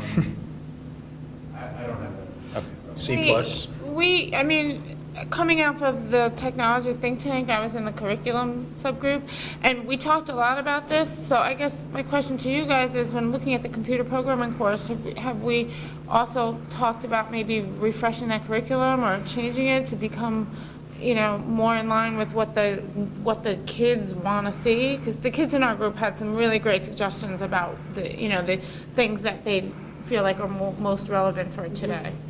Well, we had enrollment this year in her course, so I'm not so sure that, when you say change it, are you thinking, I guess I'm questioning, did you hear that there was something that wasn't meeting the needs of kids in that course? Or that we just needed more? More current. Yeah, I mean, I guess some of the, again, I'd have to look at my notes, I could talk to you after about it, but I guess in just wondering if that course has been around, I believe, for 5 or 6 years, and the, computer. No, she's not, programming has been around, but she is not teaching the same programming Okay, course so that the she taught 5 or course 6 years is ago. changed. We'll get the name of it, I can't remember. No, but when she brought it back, she changed it, it was updated, Okay, yes. okay, So, but we can certainly check that again, Robert. okay. Let's keep rolling. Okay. This point 4, right now, we are really asking for the flexibility that we need. A lot of what goes on in a high school is driven by the high school schedule, and Dave and Deb and Mike DeGennaro are really working with the guidance department, with teachers, chairs, to really think about how the building is scheduled, what the priorities are. And it's often difficult to tell, even when you're trying to build your schedule, you put it out there and you have kids, and what are kids interested in? What do kids want to take? It changes from year to year, what kids are interested in and what your enrollment is going to look like. And then, so once you have that all worked out of what kids might want to take, you then have to run a schedule and figure out, how many conflicts you have. So what we're asking for here is this point 4. It's flexibility. It's for us to be able to add different courses. We have some ideas of areas where we think we could possibly need that. We're certainly seeing some large numbers in Spanish. We've talked about a French sequence. There's a lot of places that we could go with this, but there's, I don't think could possibly be prepared tonight to say to you, this is it, but We did this with respect to the French conundrum. Been in for a few years. It wasn't specific to French, Yeah. but it was going to be Yes. used because of the needs of the kids. So, yeah, I get it. And I Right. would say it's commonplace in looking at development of budgets, when you look at allocations for staffing at a high school, that you always build in that type of latitude and flexibility. Because budgets have been so tight for so long, I think we come to the point where we're looking at as an add-on rather than maintaining that within your FTE allocations. Would Go ahead. would we likely get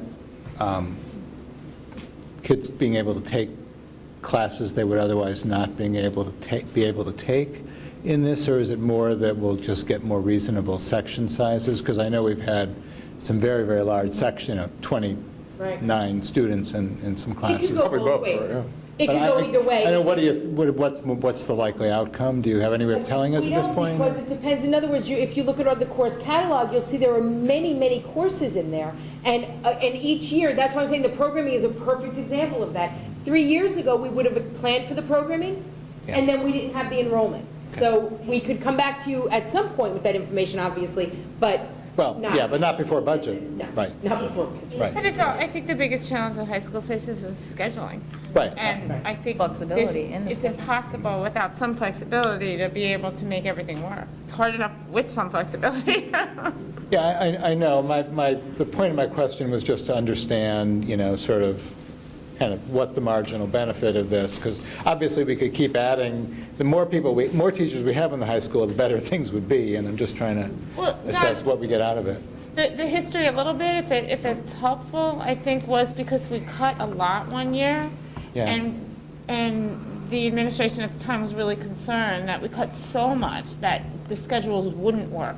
Right. So this was kind of a way to give them the latitude to make things work if needs be. That's kind of, I think, the Right. first year it started.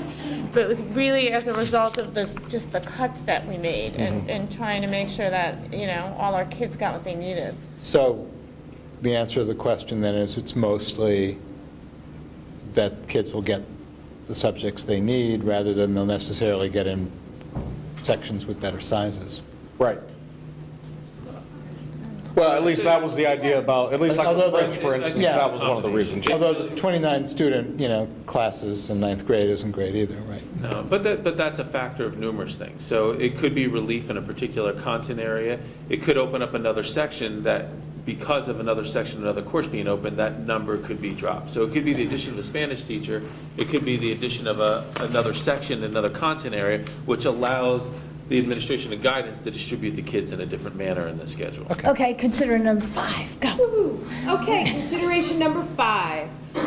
So here we are, this is a request at the elementary level, and it is to increase our math AIS. So one of the things that we have had over the years is we have always lacked the appropriate number of staff to support math. I don't know why this is, to tell you the truth. I guess maybe it's because at one point the phasing of math, but for years we have had appropriate reading staff. So we have 4.5 teachers of reading to support classrooms, and we have 1.8 math across the 2 buildings. We actually, a couple of years ago, only had 0.8 across 2 buildings. Yeah, can I ask you a question? And let's go off, I don't want to go too much of a tangent on this, but I guess I've been sitting up here for long enough that I could phrase it this way, which is scary in and of itself, but why have I not heard the need for this before? And again, because there's always, in each budget, there's been... Yeah.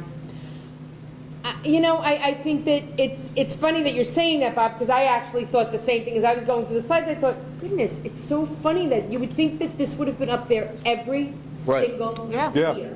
Right. And, it hasn't been. Now, part of it is all those years where I think where we might have been putting in, it just, there was no way that it appeared that this would be something that we would be able to be successful in. I think I but- liken it to the conversation that we've had as an administrative team through this budget process that was different than what I think we were engaged in last year, recognizing the challenges that we were facing last year. And I think the board this board that was here last year will recall that we came in being very, very conservative, being concerned about where we were with respect to cap, and we're trying to contain costs, and there were limited asks early on in the process. This year, we approached the situation much more open-mindedly and started to explore a variety of different options and look to where are these needs, where can we have great impact on kids. And it was one of the early conversations that came up from the elementary level, just like the dialogue that we've been having with English at the high school. Did the more rigorous state I was test just going also to say, stimulate there's this? no question that that has been a trigger for all of us. The expectation that all kids are meeting these standards, and they're hard. And I think we're seeing actually quite a bit of success with kids, all levels of kids, with the new math standards and the Common Core. So I think we're pleased about it, but we're also recognizing we have some big deficit areas. I think we're certainly concerned for the 3rd, 4th, and 5th graders who have not had it from the early grades. I'm concerned we have 2 teachers who are split. Shared staffing is never a great thing. As a small district, we live with it, and we know it's part of life. But we have 1 teacher who's split into the middle school and Dow's, and the other teacher, Main Street and Dow's. And it's just not enough hours. The other benefit, putting my my plug for this, the other benefit is I actually think as they move up the chain and they get to the upper levels of elementary school, it's very hard for those teachers as the Common Core is coming at them and the math curriculum is getting so rigorous to teach such a wide range of students who have you know, that really kids who need and the kids who are a little advanced in that, you know, when you're getting into 4th and 5th grade, I think it's harder and harder for those teachers. And this, I think, would actually help that moving forward. It would also allow us to do better data collection. So I think what's happening now is we're struggling, we're trying to put systems in place, but these teachers, they are scrambling, and they've computerized things, things are in spreadsheets. We're in such a better place thanks to having the 1.8 that I think it's an area of need. Good. Number 6, so additional stipend position for special education chairperson, department chairperson. So I want to clarify this because I think that there's been a little bit of confusion about what this is, and we could have written it differently. Special education is the only area, 612, that does not have a department chair. So English chair, social studies chair, science chair, music chair, art chair. We have a chairperson for every other group of teachers, 6 through 12. Every other teacher fits into a department. The special education teachers don't. So what happens is, in many ways, because we do a lot of the co-teaching and the teachers are so connected to the content areas, that they get a lot of their learning and support, for instance, by going to an English department meeting on the department meeting day.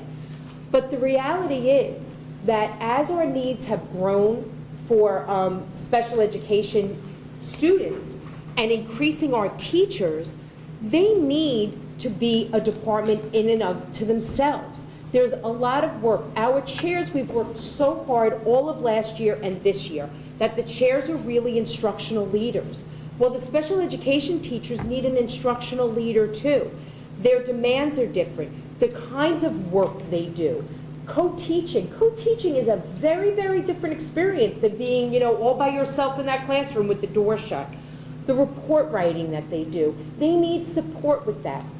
So it is the one department that and I'm not sure how it ended up, I shouldn't say that. Years ago, we did actually have a chairperson for special education, and somewhere along the way it got cut. Erica Razor was our special education chair. And I think we're saying that we really desperately need somebody who can fill this role. And I guess when I look at like a Scott and a Gail and I say, you know, they sort of function like building administrators. So Joyce and David are the administrators in the building, or Dave and Deb, but they have the chairs who provide a very different level of support and a very different purpose within the confines or construct of secondary schools. And the special education teachers really don't fit into any of those models exactly right. So, But to be clear, this is just really a stipend yes. to have one of our existing teachers take on this role and not teach a section, right? Exactly. Or have them teach the 6th, go above, depending on what our needs are. Right. So yes, this isn't a new position, it's not a new hire per se. Wait, so there would be less, if we just did this, they would actually teach less as well? We do it, we have that, we do it both ways. Sometimes we'll have somebody teach less, and sometimes we'll actually give them a 6th period class. It depends on what our needs are at the building level. But that's in addition to the stipend, that's a Yes, separate. that would, yes. Oh, well, you know what, it's interesting to read in the contract what goes along with the department chair. If they get certain other things, like they have one less duty, and there's a couple things. So it's just worth taking a quick look at. Yeah, but then there's another cost to this than what's there. Then. Yes. Yes, potentially. Potential. Or they could, right, or we could do what we do with the other chairs. There's an which is opportunity cost in any situation because they wouldn't be teaching something. There Yes, would that's be true. less teaching. There's definitely another cost. Right. Unless they took on that extra section. Well, don't we have to pay people to take on the extra section? If the need was presented, yeah, then the extra section contractually is $7,000. Okay. But you're right, there's your cost. Yeah, okay. There's definitely an associated cost. Yeah, I guess presentationally it would be helpful to have all the costs. I made note of that as soon as you asked. Any other questions about I that? just wanted to interrupt you to tell everybody that the girls' basketball team is up 30-14 at the half. Here we go. Well, I just got it from Chris via text, so it may be old, but John Doe. I was going to say, John Dawson came into the room, you know? Hey, John, how you doing? for you, John. Okay. Let's go. Consideration number 7, we're moving towards 10. Yeah, we're getting to the Okay, little ones. consideration number 7, so additional monitors at Daz Lane for lunch and recess. So clearly, the Daz Lane school needs more monitoring for lunch and recess. They have a much larger area, you know, when Chris and I talked about it, and he said, is that a Main Street need? I said, it's really not. And part of that is because the areas are much more contained at Main Street School, and the kids are bigger, so they're able to manage themselves in a little bit of a different way than we see at Des Lane. So what you're seeing here is the request for, to increase supervision during lunch and recess. What do we have there now? How many people? 5, And we'd be going, how many more? I'm not sure actually. Well, 2? Monitors aren't full-time. No, Yeah. but they're monitors, they're people who monitor. Why they do it. So 5 people monitor now. 2. Two more people. hours a day? 2 hours a day at $12 an hour. Yeah, something like that. Is Somewhere the assumption approximately. that next year the kindergartners will continue to eat in the cafeteria, or are they going to go back to the old model where they're staying in the room? They're going to keep, and if they, is part of that why we need more monitors, because of the kindergartners being younger and needing more attention? Kindergartners are the same age. No? The monitors actually only work for second and third grade. The classroom aides are the monitors during lunch and Okay. recess for kindergarten, because they're with them all day, so it makes sense that they have someone that they know really well. Sorry, monitors are for first through third or second? What about first? They also have There. part-time aides in first grade. Okay. that Oh, yeah, are yeah. over the course of, if they come in for the literacy block and lunch and recess. So these would be additional monitors to deal with second and third grade. Okay.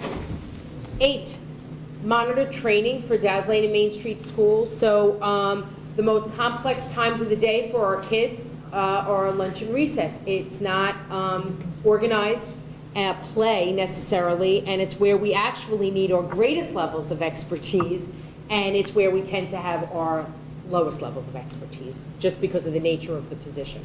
So this is just a request for some additional funding to provide training on a regular basis, which would require us to pay the monitors to stay an additional amount of time. And that actually, the training would be for both Main Street and Daz Lane.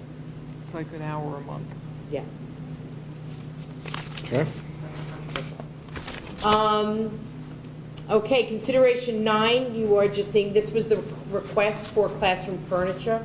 If you walk into our classrooms, we have quite a few classrooms throughout the district with chairs that really need to be tossed, desks that are really no longer adequate, and we need to start replacing and furnishing our classrooms with appropriate functioning furniture. Can I ask a question on this? Just because I don't know if I really understand this. Don't we have, as part of the budget, or at least an ongoing refurbishment plan for a lot of this stuff? No. No, Not for furniture. not for furniture. That's what I didn't understand. Oh, so we normally don't have any budget for replacing furniture? We have about 10,000 a year, and that's to cover everything that's needed for equipment. If whatever breaks down, we repair it. But $10,000 does not go very far in a district this size. Yeah, and so we don't have a normal schedule for No, replacing? we do not. Okay. This is district-wide, Yes, number 9? yes, Middle, high school, all the schools? yes. Is There's this- a list. I'm sorry, please. That's right, I did see that, I There's a printed that. consolidated list. Yep. It also includes 1/3 replacement of the cafeteria furniture, which is, I'm sorry, say that again? it includes 1/3 replacement of the cafeteria furniture. 1/3. Right. So we're planning on scheduling over a 3-year period, replacing the cafeteria furniture. I was just going to say, it almost sounds like it makes sense to come up with some number that we're going to start using every year as Yeah. furniture replacement number, as opposed to having to come If in this after. amount was built into the budget, and it's in there, and it could be retained over future years, then you could create that schedule. Bev, in your backup that I printed out, your total of requests for the equipment, which I'm assuming is consideration number 9, comes out to be $81,826. Right. And here it says $61,526. That's the increase. Okay, so then I have to ask, we spent 20,000 last year? Yeah, 20,300 Nothing. is, Got that it. includes all, I have 10,000 district-wide, and the buildings in their allocations have allocated the other 10,300. And also, that's not just classroom furniture, that would be for equipment like projectors, anything else that they would need. Yeah, I think the board could remember that over the past 3 or 4 years, at least I've been around with the down market, when the administration's come for certain asks, this has typically been the one that's gotten thrown in the trash first, because we said, well, can you live with the tables that we have? Can you live with the chairs for one more year? And we've cut that from the budget. Buy a roll of duct tape. Exactly right, yeah. Can I ask if we could get not to spend a lot of time on it, but a quick schedule, maybe going back 5 or 6 years of how much we spent on this category? Just because I just think it would be helpful in terms of figuring out maybe what do we need to do moving forward. Even if it's easy, pull more years. I mean, I'm just curious to see how that fluctuates over time. And could I just,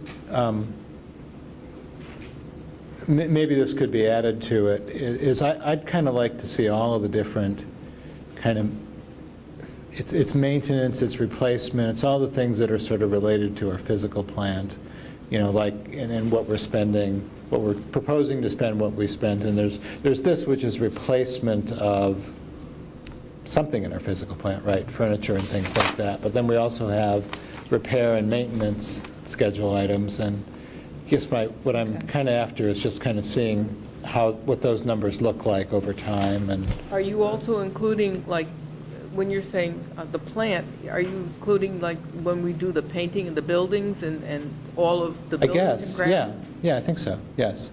That's completely different than. That's the B&G than just budget. equipment. Well, but it's all, to me, it's also part of maintaining our physical plant in different ways. And I would just like to be able to see what those numbers, I mean, maybe I can go and find them in the budget, but it's helpful to have them, in a table together. Okay, I just want to understand what you're Yeah, asking. it's, things having to do with our physical plant, maintaining it, improving it. Can I ask too, that when maybe we compile the list of what requests are, we can kind of prioritize what these lists of are course. to inform your decision-making? Because I think from our end, we have quite a hurdle in looking at producing the next round of budget work within a week from today. So we have to be mindful of the layers of work associated with it. So we'll tomorrow morning put together an overall list and maybe try to prioritize the things that are pressing and those that we can get to through the process. Because that might be something, John, that we do through the B&G committee. Yeah, I mean, I know I've raised this issue before, just wanted to see what these things look like as a whole. Okay. Okay. Yeah. Okay, so, number 10. So number 10 is big. At our elementary presentation, we referred to this briefly, and it is the introduction of an early literacy approach in kindergarten and first grade classrooms. And what you're seeing here is it includes the instructional materials as well as the mandated, or the required, I should say, professional development that goes with the introduction of foundations. So what you are seeing here is the couple of pieces. One is the consistency across all classrooms. Right now, what we have is some variability from one kindergarten classroom to the next and one first grade classroom to the next. Our goal is Foundations is a research-based approach, and what we have is two different pieces going on. One is that we're looking to ultimately decrease the number of students who require academic intervention. So tonight, I can't, how many times did we talk about all the pieces that we're putting in to support learning? And what we really know is that it starts at the beginning. And early intervention really does make a difference, and we are not providing a consistent early intervention approach.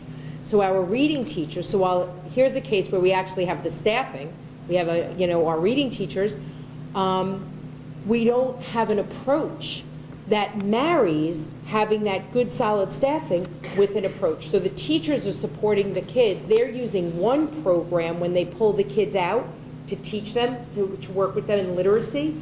But then, if I go back to this classroom, this teacher's sort of doing it this way, and I go back to this classroom, and this teacher's sort of doing it that way. The only way that you can have consistency and a common approach is to provide teachers with the professional development in a common way and an approach, which is what Foundations is. So you can see in that third bullet, Foundations provides children of varying learning abilities, so it is for children of all different levels with a foundation for reading and spelling. It provides teachers with the skills and tools needed to present a structured, sequential, and cumulative phonics spelling program using multi-sensory teaching techniques. It is designed to be used in conjunction with another approach or program. So when we were researching it, it is the first question they ask. What are you currently using, and are you going to continue to use it? Because what they will tell you is Foundations is not a program all by itself. So we do have our approach, and that is balanced literacy. So this would not replace our balanced literacy approach.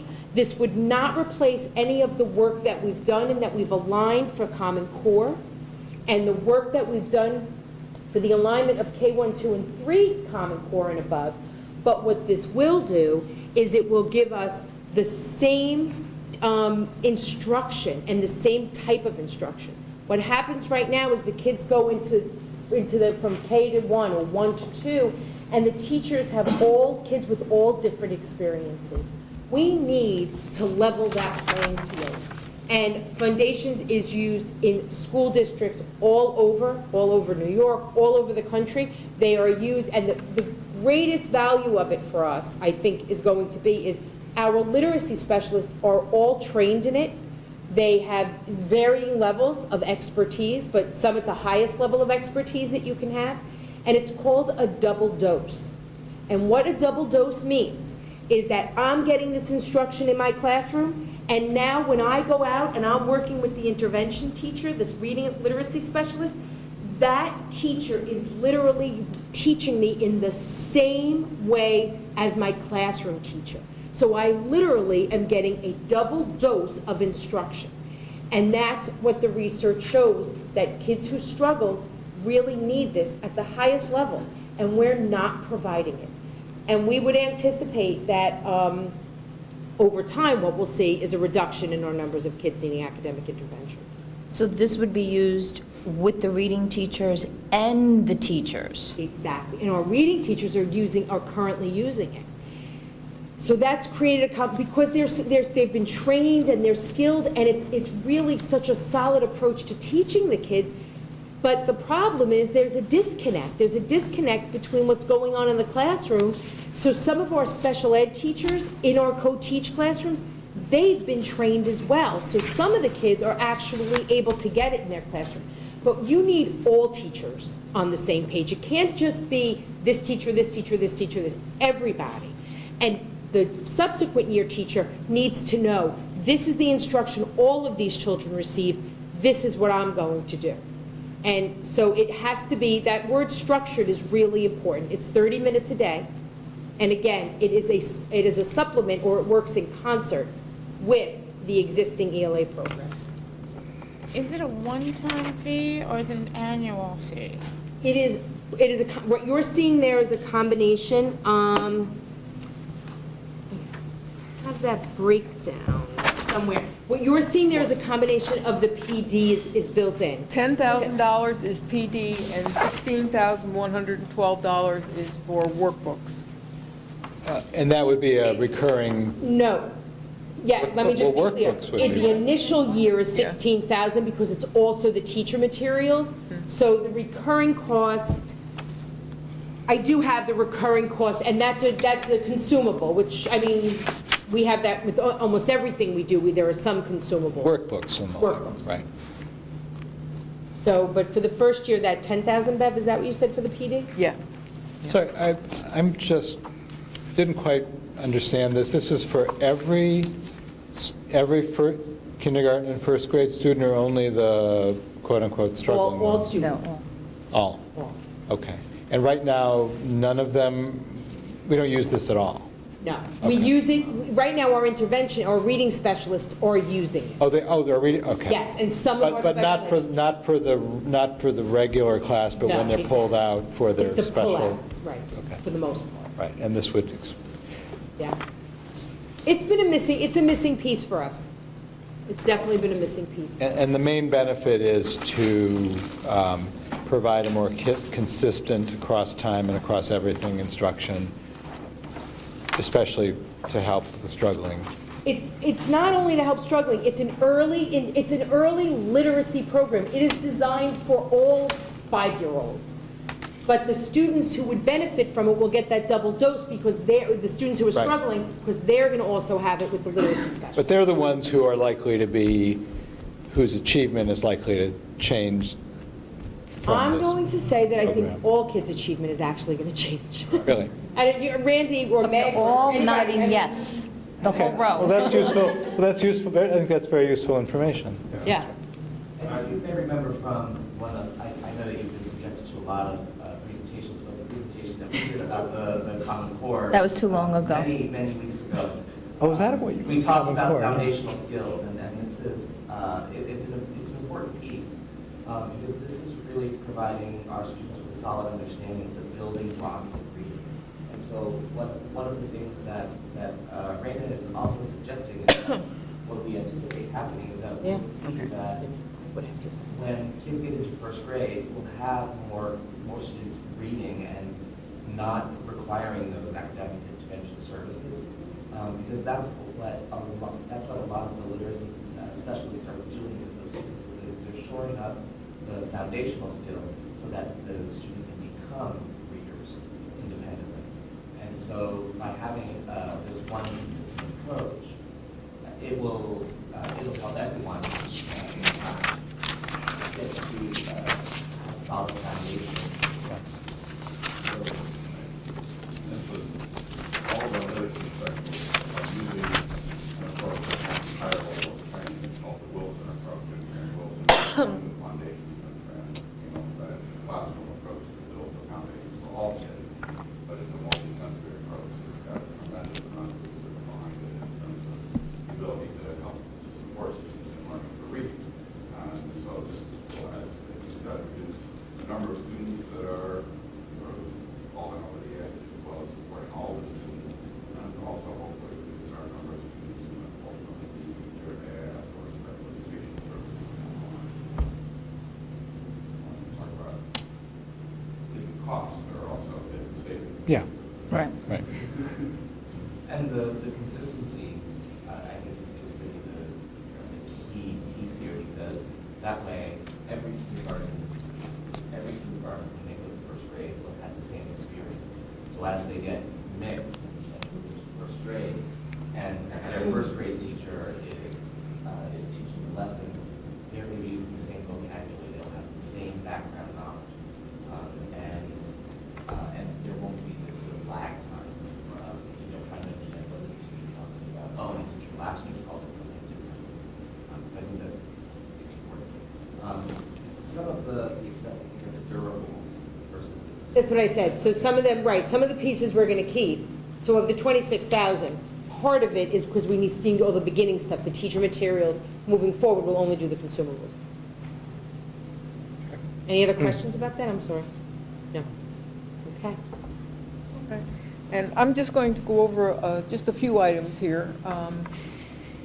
Most of them are very self-explanatory, but I did want to point out the non-instructional salaries to you. It shows a decrease.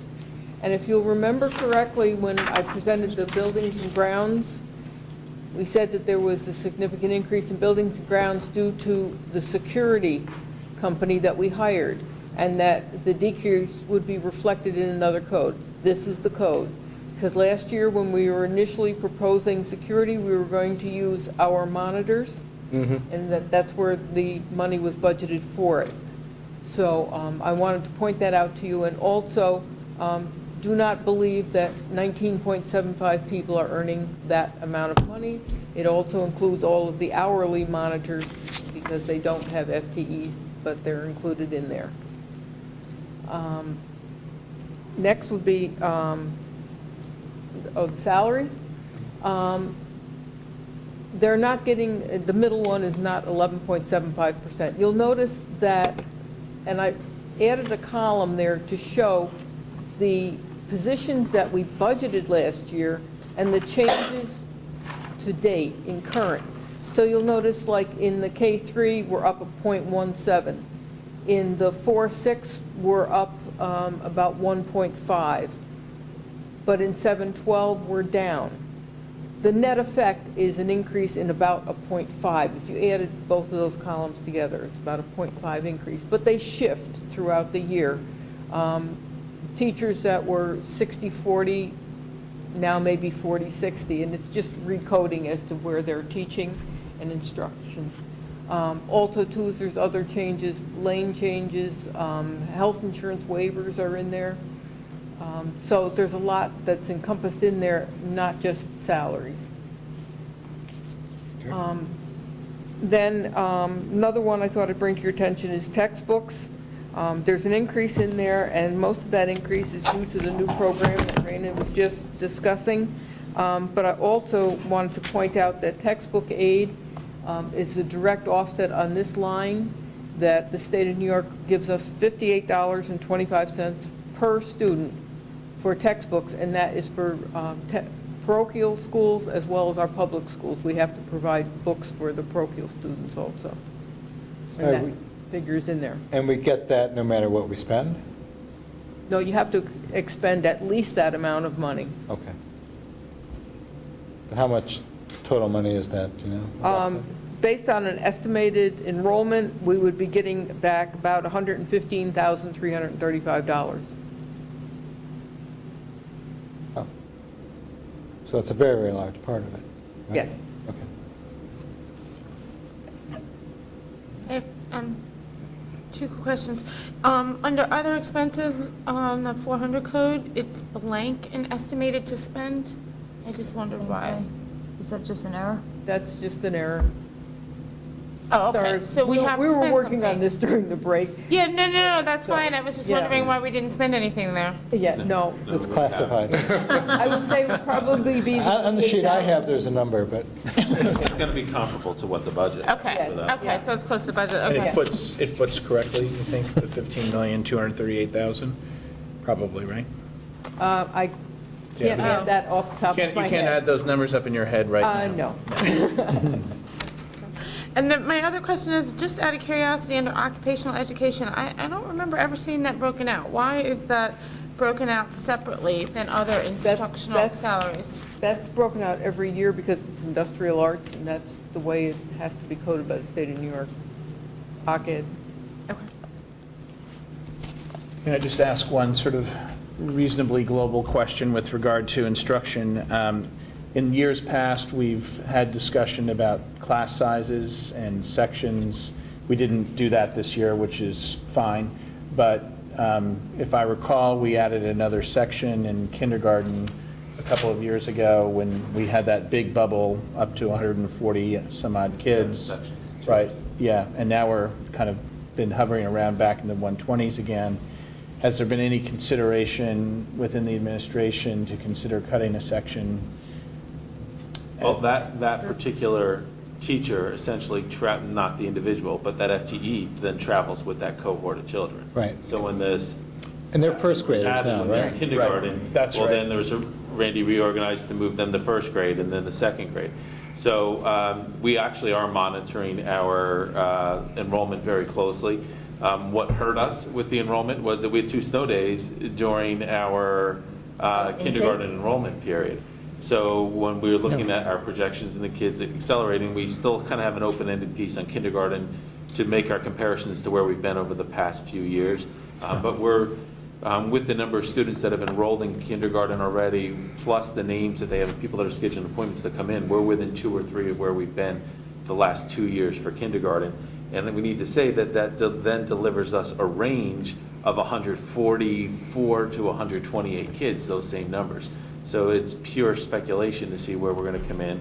As we know from the whole, the space study process, the demographics don't line up, projections don't line up for Irvington right now. You know, I actually saw something the other day, something from Cornell where they had projections, and they show us having like 130 fewer students this year and next than we currently have on rolls. So there's that piece we can't explain, but that staff member's moving with the children, and we're projecting a consistent number of sections right now for kindergarten, which would be 6 sections. We're anticipating a number of approximately 120 to 130. Okay. Library? Okay, the library is 3.58% increase. There is basically nothing out of the ordinary there. Basic salary increases, a few reductions in the supplies and library materials, and that is all due to the building allocations. And then there's a increase in the BOCES services, which Raina will speak to. Yeah, so this year our librarians have requested that we we shift from Mandarin. So Mandarin is our library automation software. So it's what our kids access to do, access the card catalog. It's our circulation system. And Mandarin is accessible in school, it's accessible from any computer, it's accessible from home. The librarians at this point, though, have requested to make a move to a product called Destiny, and that will cost us about $7,500. We haven't upgraded our library automation system in about 2003. So in about 10 years, we have not made a change. Shifting to a new library automation system it's significant, it's a big deal. You have to move your database, and anytime you move your database, it's potential complications. But we also were still working in a program that's somewhat archaic at this point, and so Destiny is, I would say, it is definitely an updated, upgraded library automation software system, and it is something we'll probably have to do at some point. We still buy it through BOCES, so the cost that you're seeing is the shift from one to the other, and that's basically because they take our database, our Mandarin database, and they convert it to Destiny. So, Have we seen any shifts in the usage of the library with the adoption of digital means of doing research? I mean, I'll look to some of the building principals. I don't know. I mean, I know, and I can speak more about Main Street as far as that goes. I mean, the kids do a tremendous amount of work using our database, our databases that we buy through BOCES. So those are resources that are designed specifically for educational research. So they're not doing it physically in a library, right? They're using the databases. I mean, I would like to say they're still using those books, but there's no question that, they're using, digital resources. And, we're certainly using more e-books. Kids are, rather than taking the books off the shelves, they're be able to search from wherever they are, so. Wait, how do they get ebooks? We subscribe to a service called Overdrive. And as a result of that service, kids can borrow ebooks. And they get them on their computer at wherever? The idea of library and research and technology are also closely related, because a lot of the conversation that we had at the technology group centered around, especially the younger ages for technology, getting kids to understand that there's more than Wikipedia when they research digitally, and and their technology teacher talked about, like, that's part of where she wants to see the curriculum go for the younger kids, is being able to research better, because I think the old library skills aren't really how they research anymore. Right. And so actually kind of teaching them that as opposed to just kind of letting them figure it out on their own is something I know that you guys are thinking about. So, interesting. Is this what's behind, the shift to more electronic resources, what's behind the reduction in the library books and materials line? Yes, I would say that over the last several years, we've actually, on a yearly basis, we have pretty consistently reduced our number of books, and yeah, I would say it is due to the Book fact purchases, that not- hard, The number of books probably grows because we're still buying them, right? yes. But- But they also weed out old books. So, but yes, there's no question the electronic resources have changed the way we're thinking. And then people are comfortable with that, reduction. Yeah, I don't know if there's anybody.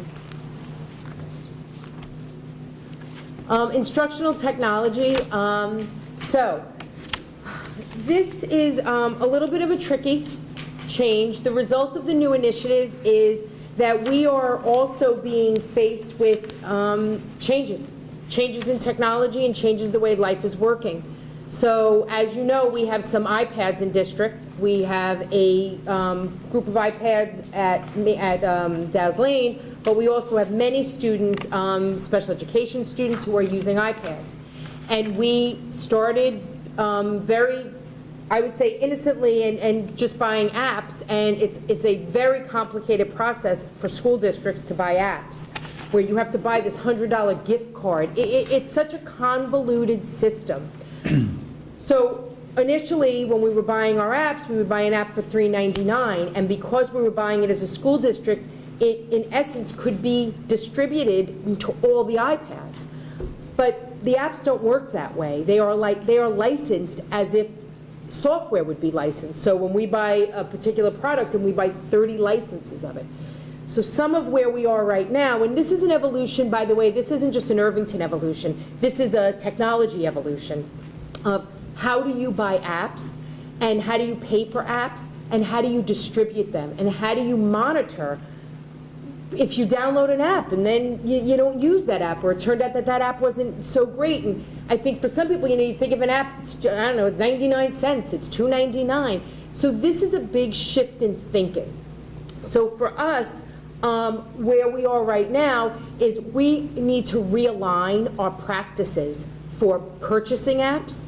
We need to realign our practices for permission of people who want to buy apps, how we buy them. So we're definitely in a huge transition piece with this, but what you're seeing is the result is that we need to budget specifically to be buying additional apps for next year, but we also need to clean up our licensing and ensure that we have all the correct licensing for the apps that we're going to maintain. The 6,000 is for roughly how many apps? Oh, I mean, know sounds that sounds big like such a, number. so, well, it's not, because imagine that we have an app, not all apps are 99 cents. We have apps that are $189. So if we have an app for $189 and we need to put that on 6 iPads, we need to pay a per iPad 189 cost. times 6, okay. So just to say where we are right now is we are working diligently on our list of apps to figure out which ones were just downloaded and we don't even want to extend the licensing on them. So, and then we're going to determine which ones are being used so we can correctly license what we have, but also we want to build in to purchase more apps. So you mean for a school district, it works differently buying apps on which devices you could use it on? Because theoretically, you could use it up to X amount of devices at home on one account, and it doesn't work that way for a school? Of course not. Of course not. One other question on the same backup page that you guys gave us, just because of the ticket item, but there's something called AHA Math that's pretty expensive. It's like $7,600, and I'm just wondering, Yeah. so much more than everything else on there. Okay, so AHA Math is a K-5 program. It is designed to be used in all classrooms, and It's in the backup. It's on the backup that you gave us? and it is a significant cost, and I have raised the same exact question. So one of the things that we're looking into is how many people are actually using it. So the way that it stands right now is we have a lot of our primary teachers, we have a core group of primary teachers who are using it all the time, on a regular basis.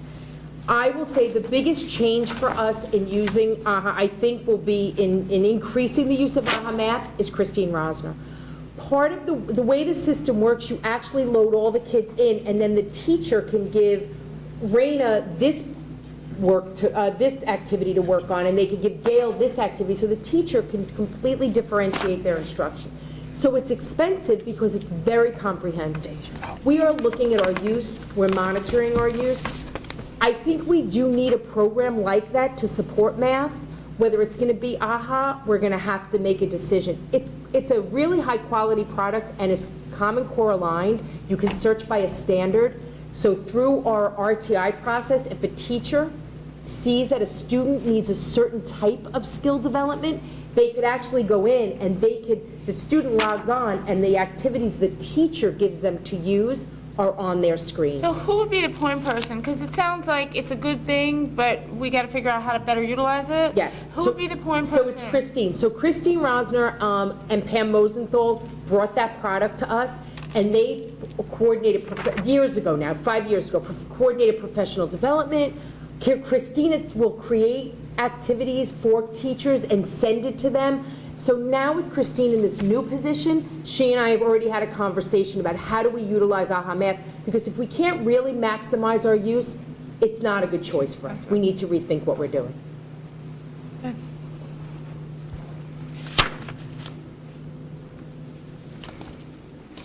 Okay, so other than that, our technology, in terms of significant changes, some of what you're seeing there is, just to clarify, software gets purchased under multiple codes. So the state-aided computer software, that is software that we get state aid on, but it can only be software that kids use, like an AHA Math. So if it's a product that a teacher uses, then it cannot be purchased under the state-aided computer software. So the two places that we have software would be the 462 code and the 400 other expense. The other things that are in the 400 other expense, I think you have your backup document. Right, is EduTech, Cablevision LightPath. So it definitely, it accounts for some of our hardware and software.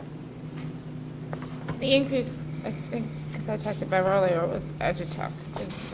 Right, so the increase was, That's just is that on their that? national increase? Yeah. Because last year, we didn't have any increase, I thought. They held their For price. EduTech. No. They hadn't asked for, we approached them last year and asked for a freeze, and they didn't Right. take an increase, or request an increase, so I don't think they have an increase in 3 years, and it was just to meet their operational needs. They insisted it was necessary.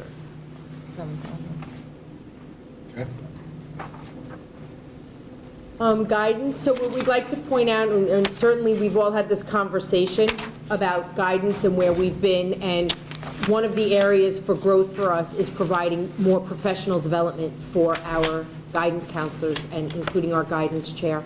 So when we look at this expense, we're looking at a combination. We're looking at certainly building in college visits, tours. We would anticipate that this number over time will go down, because they wouldn't need to do as many or as broad college visits once we get a rhythm going and we have a system, a pattern of what we're doing, and ensuring that our counselors are visiting colleges and helping to build our capacity as a guidance department.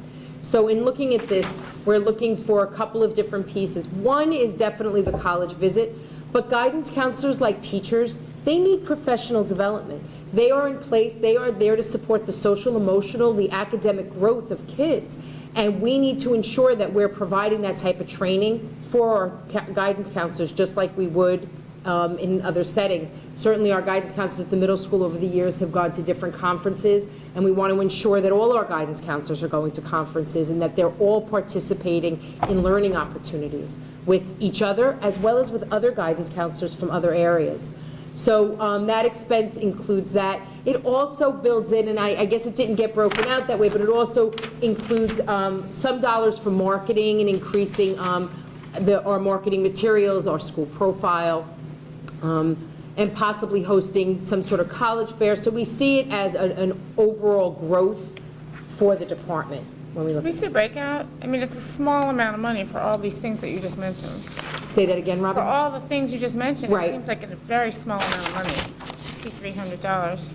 I don't know. Okay. Just like to do, you know, I guess because I thought initially when I read this, it was all college tours, because I just had, so I was talking to someone actually from Scarsdale, and it's interesting because they said that they have so many schools that come to them, and they have this whole system in place for how to meet them, and it just seems like from a cost-effective standpoint, it might be more cost-effective for us to try to attract people here when they come to other schools in Westchester, to have like a guidance counselor go on a trip across country to see one school. Well, they don't So- go across to see one school, so I guess that, and we can talk more about that. Oh, Tim's not there.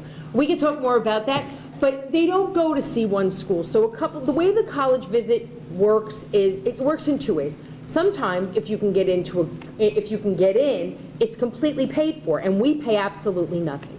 Generally, the way guidance counselors organize their tours is regionally.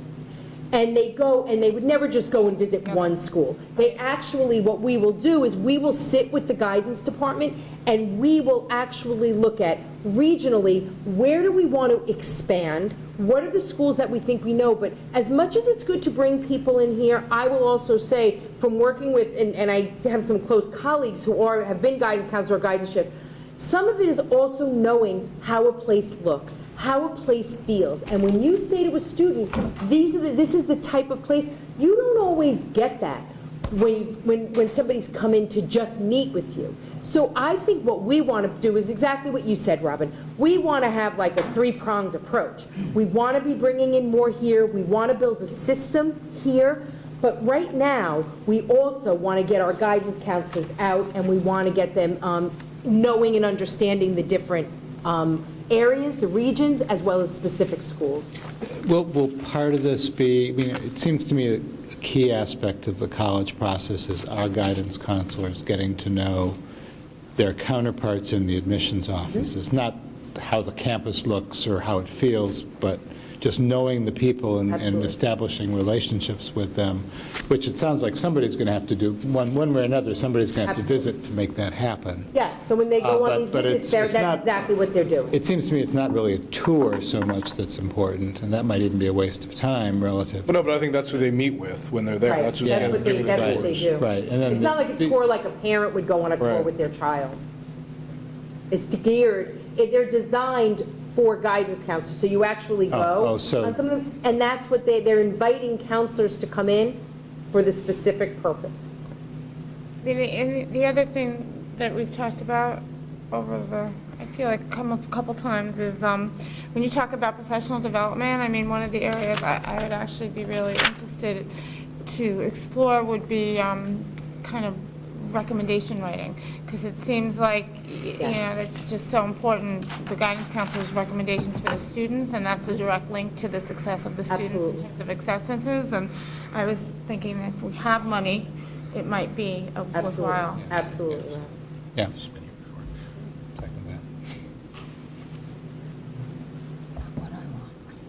Okay, co-curricular.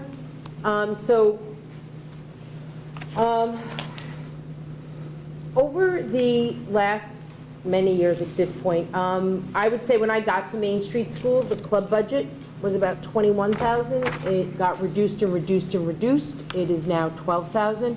And over those years, what's happened is decisions have had to be made.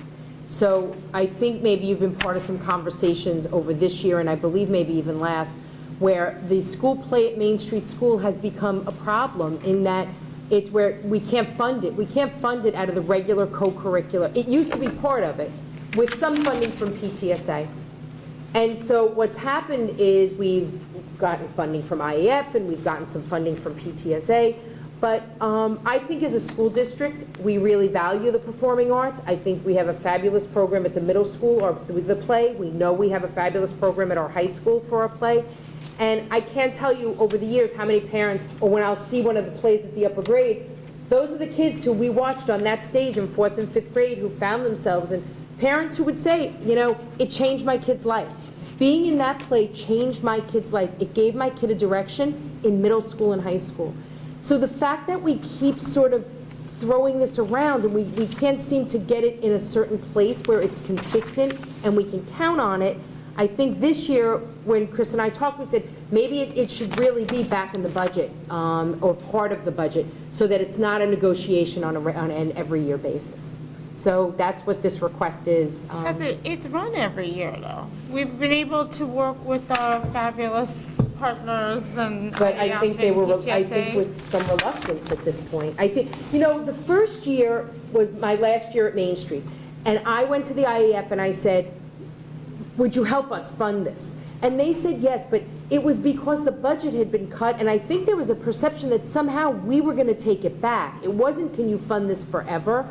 So I think they've been very supportive. I agree with you, very supportive. But I don't think that the plan was that that's something that they fund on a regular basis, on a yearly basis. And I would say that I've had conversations with IEF directly. Eileen has as well as Raina.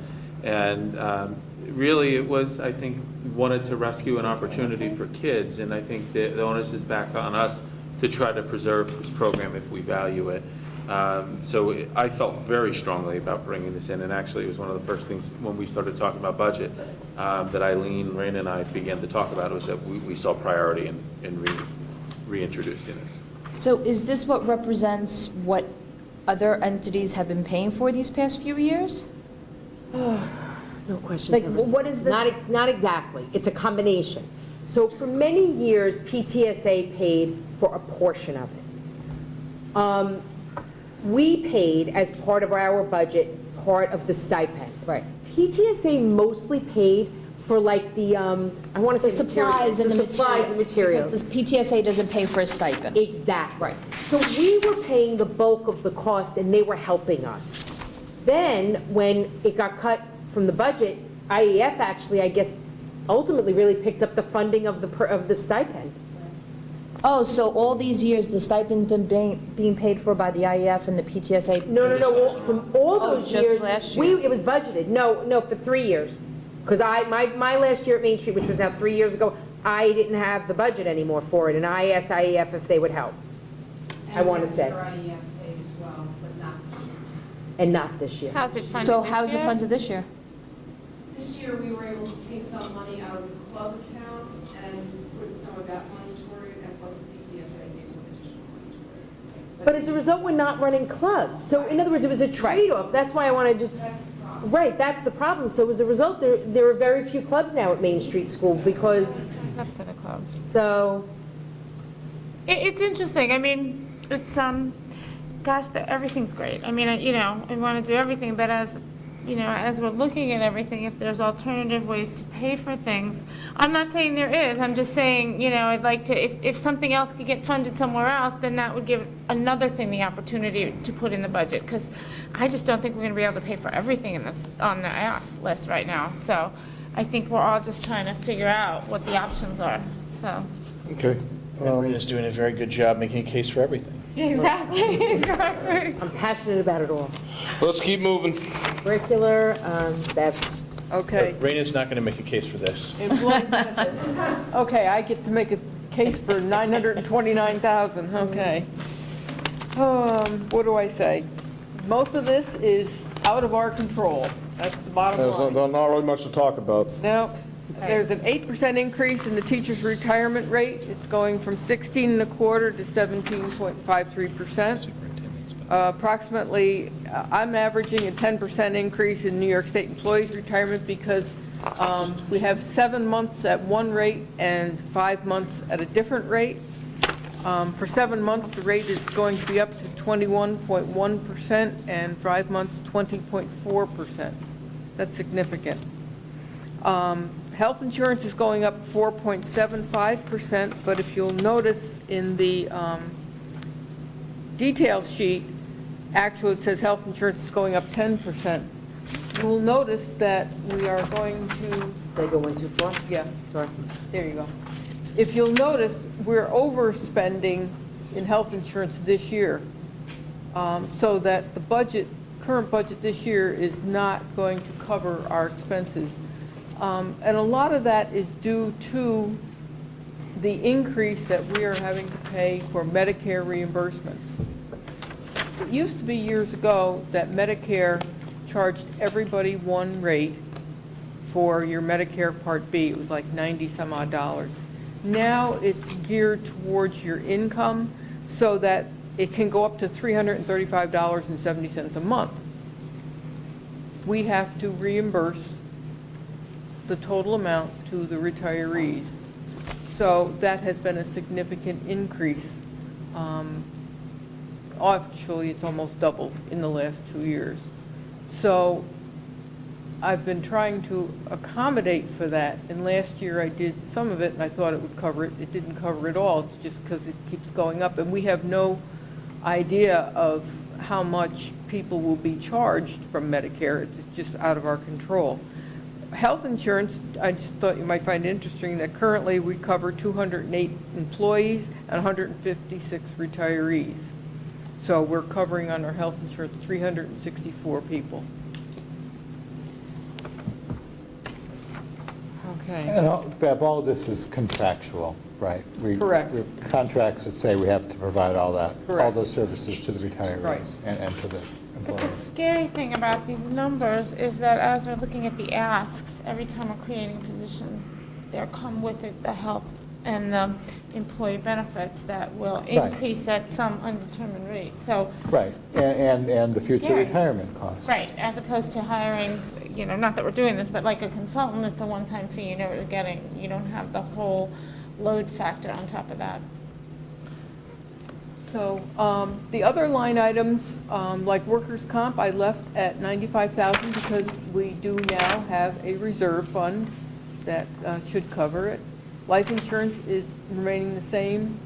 Unemployment insurance, I reduced a little bit because I thought we could cover it under that $60,000. Disability insurance is just a minor increase, and the flex administrative charges have gone down a little bit, and the union welfare has also gone down slightly. So the total is $929,000. So everything that we have presented so far, drum roll, the budget increase right now would be 5.18%. That is for everything that we have presented, the new budget considerations, as well as everything being brought forward. Now I'm going to go over the tax cap. Dr. Harrison gave you a brief tickler of it before. As I've tried to explain in many years past, the tax cap is multifaceted. There's a lot of calculations that are involved. It is not just the, quote, 2% tax cap. And this is a wonderful picture of how those other factors can hit the bottom line. The first one up there, and this is where our big surprise came, the tax-based growth factor. That is provided by the Commissioner of Tax and Finance. We have no control over it. We have no input into it because I believe it's based on the income that is reported to the state on your personal income tax forms. So it is how much the tax base has grown in Irvington in a particular year. You think it's based on income people report? It's from the Commissioner of Tax and Finance, so I believe it would be. It's not assessments. But again, that is put out by the Commissioner, and it's published on their website. Is it Ours published? is 4 point, pardon? Sorry, is it published for every community? So anybody Yes. we could go, Yes. yeah. And so I'm going to tell you something. Sorry. So ours is 4.88%. And I will be honest, I looked at it probably, I kept going back, turning the web off and going back because I thought I was reading it wrong. Because every other district has like 1% or point under 1%. So I scanned them, and we have the largest increase in Westchester County, and we have the second largest increase in the state of New York. Oh, not first. So that, that, Okay. that is amazing. And you But could, it's something to do with the income being earned by residents of this district. Correct. Right. Or by the increase in the number of residents, I suppose, households. Right. So therefore, they take that growth factor and multiply that by your prior year tax levy, basically to increase the tax cap as to what the community would bear. So that increase plus the 1.46%. This year it is not 2%, it's 1.46%, plus and minus the capital tax levy that has to be included in that. Our bottom line this year, our tax cap is $51,534,987. Flip one. So I have, well, I was going to present revenue next year. or Wait, next- can you just tell people what percentage that? Well, she's getting to Oh, that. you're going to do that now? I'm gonna- Okay, I'm sorry. Okay, I'm going to get there. Sorry. Okay. Where's my other sheet here? The allowable tax cap then is 6.46%. Incredible. Is everybody processing that? Yeah. Not 2%. Right.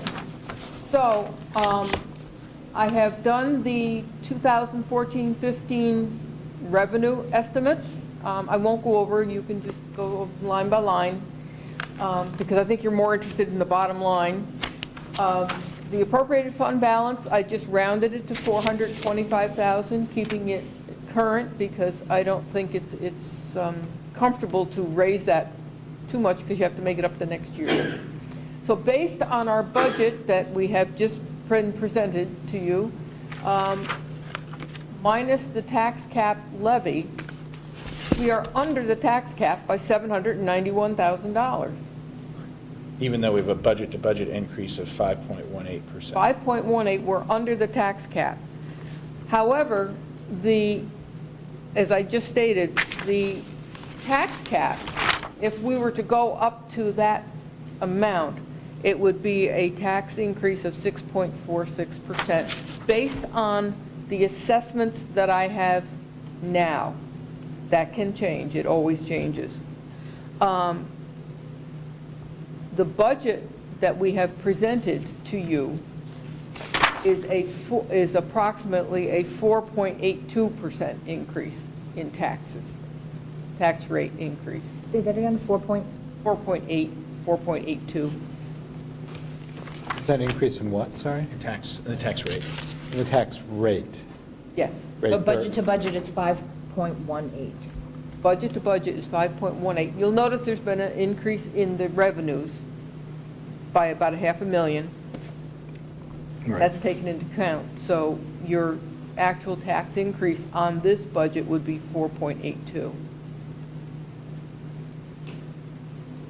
So just, I mean, just to clarify for the community, I think we've had a lot of discussions in the past, as Bev said, about staying under the tax cap, but given that our tax cap is now 6.4%, I think certainly we realize that it's about how much money we all pay in taxes, and it's not necessarily about this arbitrary tax cap. So I think what we're probably going to see now is a shift of our conversations about where do we want to be as a district and what do we think our community wants to bear. And I think it seems to make sense that tax cap discussions we can back burner now because they're almost irrelevant for us at this point.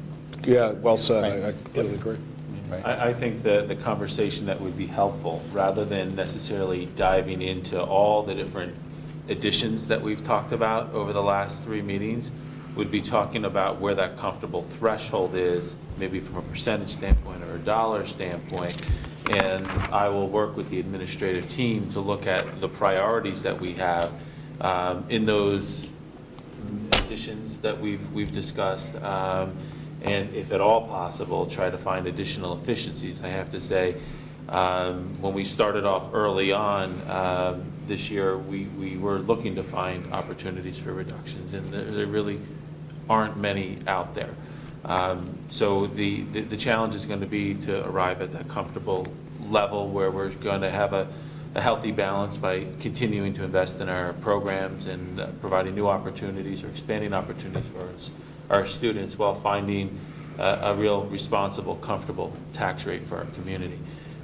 So if there's conversation and guidance to be had tonight, I would suggest that the dialogue focus on beginning to think about where that threshold is from a taxation standpoint or a budget increase standpoint, and allow our work then to try to shape what would best fit into that to meet our students' needs, to have the best benefit on the education program.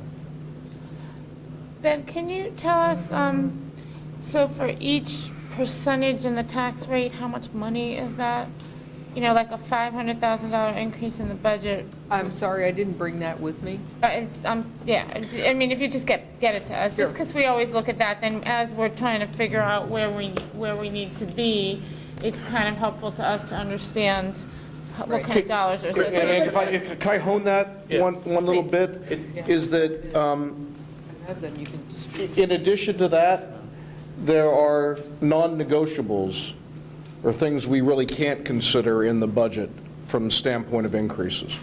There are the salaries, there's the pension, there's the, and that's a very large number. And when you back out that number, the amount of quote-unquote asks or additions that we're talking about is much smaller.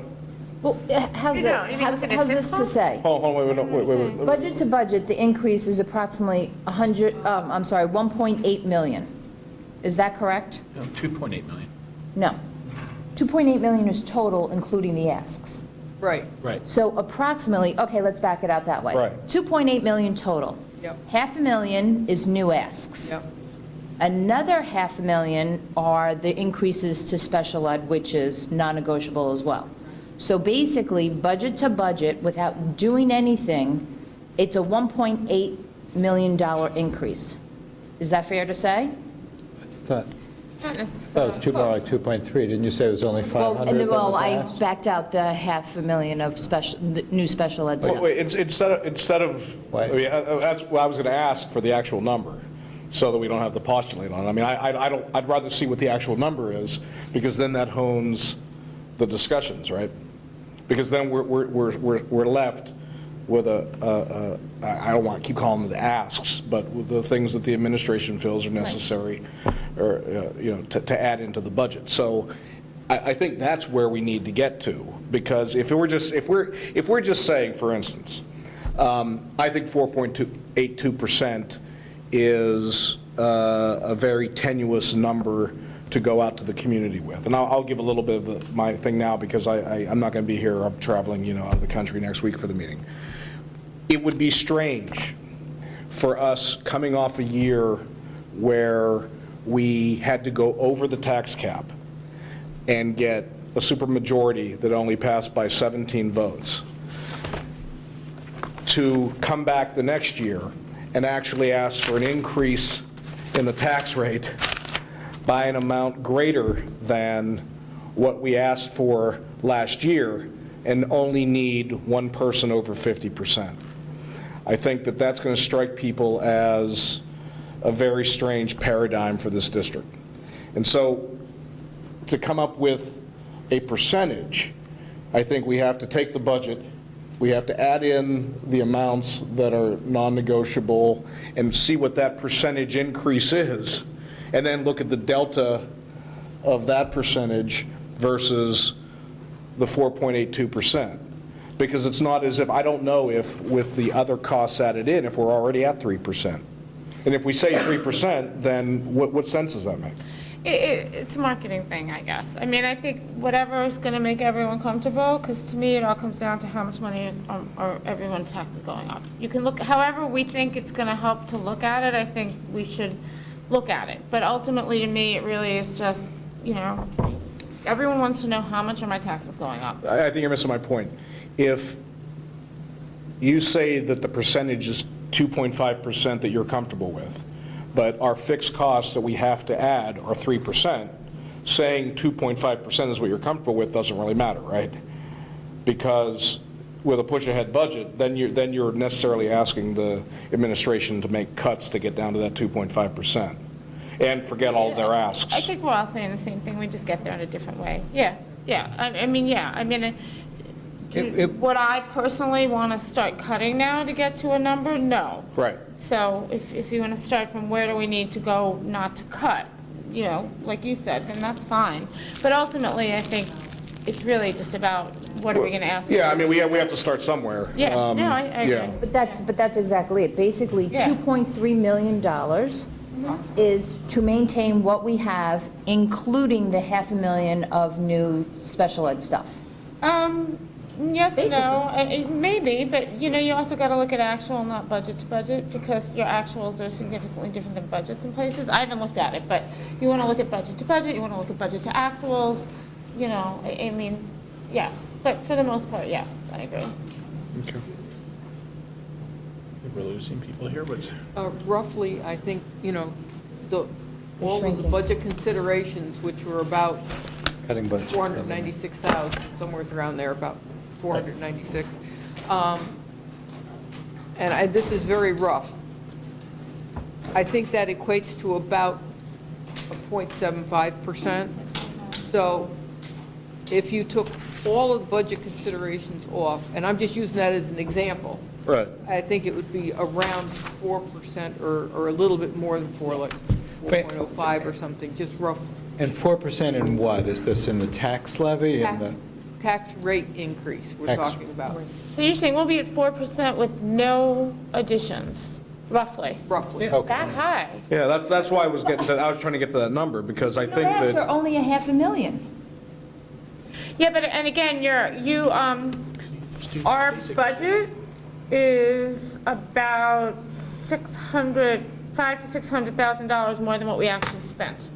So, some of that 4%, if you went to actuals versus budget, you know, you might be looking at lower. Yeah, but I don't want to put a budget on actuals because you've got contractual increases in there. No, I wouldn't, but I'm saying there might be, if you're, fine. Fine. So, sorry, the 4%, can I just try to understand what you said? The 4% number you said was if we had none of the considerations added Right, in? and I was just using that as an example. So about Yeah. 500,000 is about 0.75%. So then 500 is about the total price tag for the considerations? Right. Yep. Right. Okay.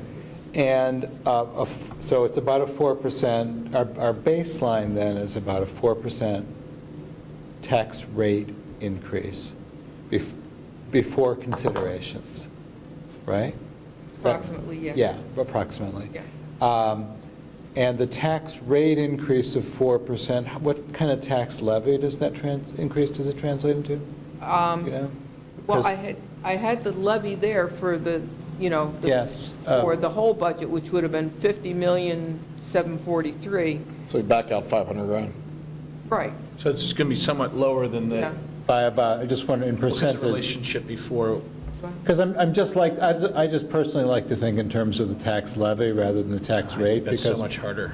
Yeah, because the tax levy is what gets divided up among the people, among the But taxpayers it's in also the doesn't get district. finalized until the assessments are finalized, and it's not a final Not number. the tax levy, no, that's what we decide, and then the tax. Well, the tax levy is what we decide. The Right. tax increase rate Right. is a projection that doesn't get finalized until the summertime. That's why I like to know what the tax levy is, right?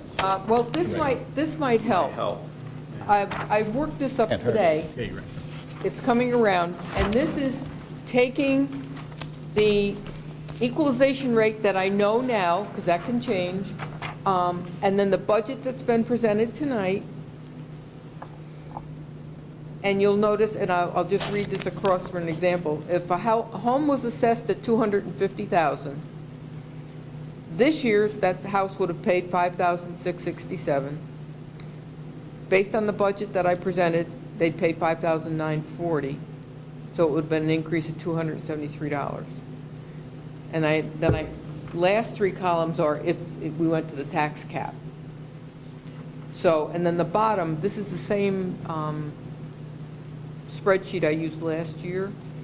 An average assessed value home, the difference would be $773 a year. So if that just helps. But that's still a tax, this is just kind of illustrating what the tax rate would do. I'm still Right. trying to understand what the tax levy, not the tax rate, how that would Well, change. the tax levy is just the In terms of aggregate, right? percent. So it would Yeah, be, you just take the- you just take the 500 grand off the 50,743. It's just too late for me to do math, sorry. What does it It's a mean? half a million, that's an easy number. Half a million in terms of percent, though? It's a little over 1%. 1%. So it's a 5%? Little under, Little under, Little under. under 0.75. So Right, it's a, 5743. so it's a 3% tax levy increase? That sounds right. That would bring it to 4% tax rate. We're saying it's Right, but I'm asking what the baseline tax levy increase, 3%, not the tax rate, tax levy.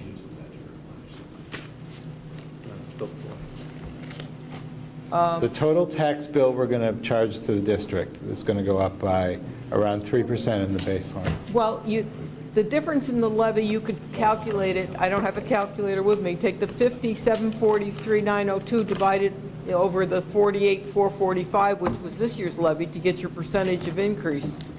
58, where? What would you say, No. 58?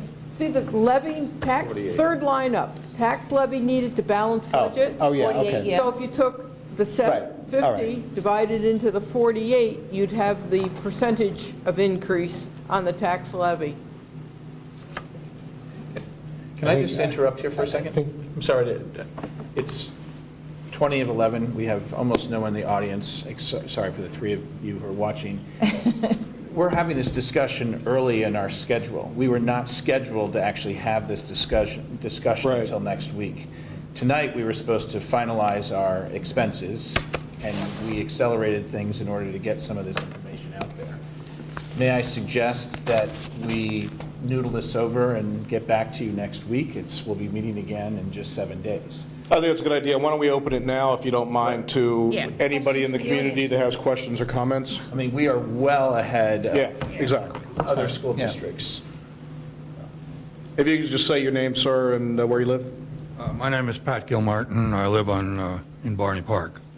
When I was looking at the budget numbers, I came to the conclusion that there was a remarkable achievement buried in these numbers. And I was really wondering how it got there, because it strikes me as something I never expected to see. By way of background, I'm talking really about the about the health costs. By way of background, I start with the audited report as of June 30, 2013. And if you take a look at the audited report, which I'm sure you all have, particularly Note 11, you'll see that the unfunded liability for health benefits for retirees and everybody else is on the order of $80 million, which is over 300% of the current payroll. By actuarial magic, they reduced that to an unfunded liability on an actuarial basis of $27.8 million. And that's kind of fiction, because what they're assuming is that you have a fund which is earning 4% a year, and you are amortizing your unfunded costs over 30 years the way a business would. Now, there is no such fund, and you are not amortizing anything.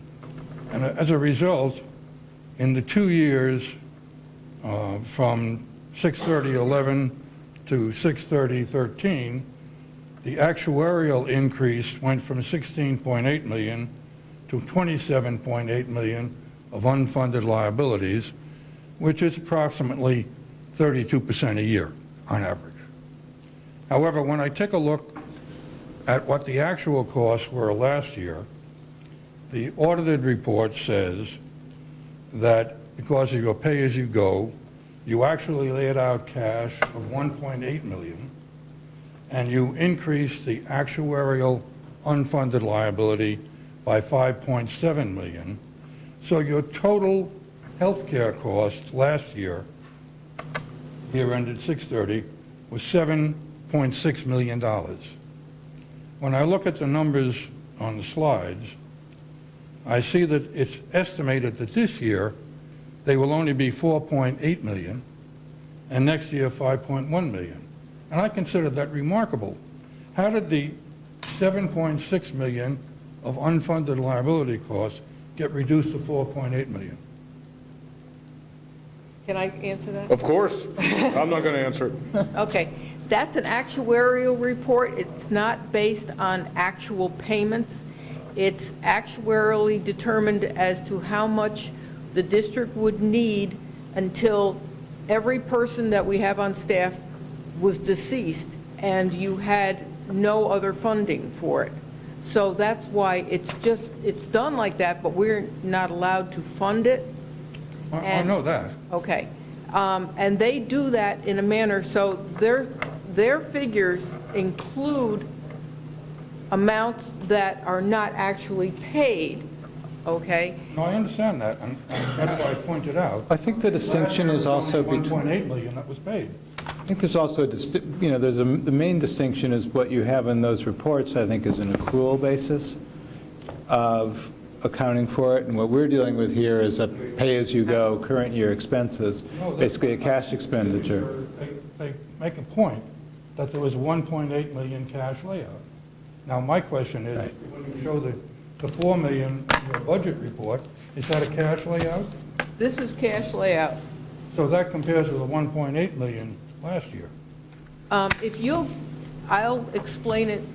I'll pull out the report, and I'll be more than happy to sit with you and go over it with you, if you'd like to call me at the office.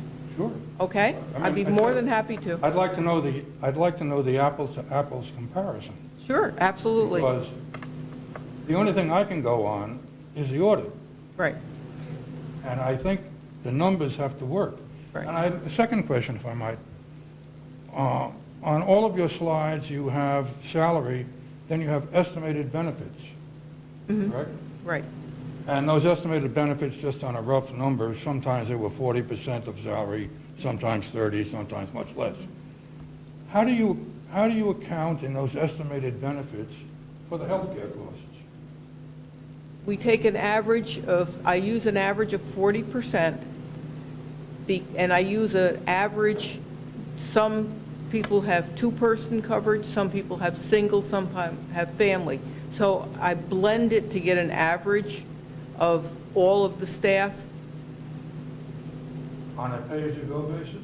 On a pay-as-you-go basis. So the accrual for the unfunded portion is nowhere reflected in the estimated benefit cost? No, just like it's on a yearly basis, because we're dealing with 1 year's budget. Just like you don't put up 10 years' worth of salary, I wouldn't put up 10 years' worth of fringe benefits.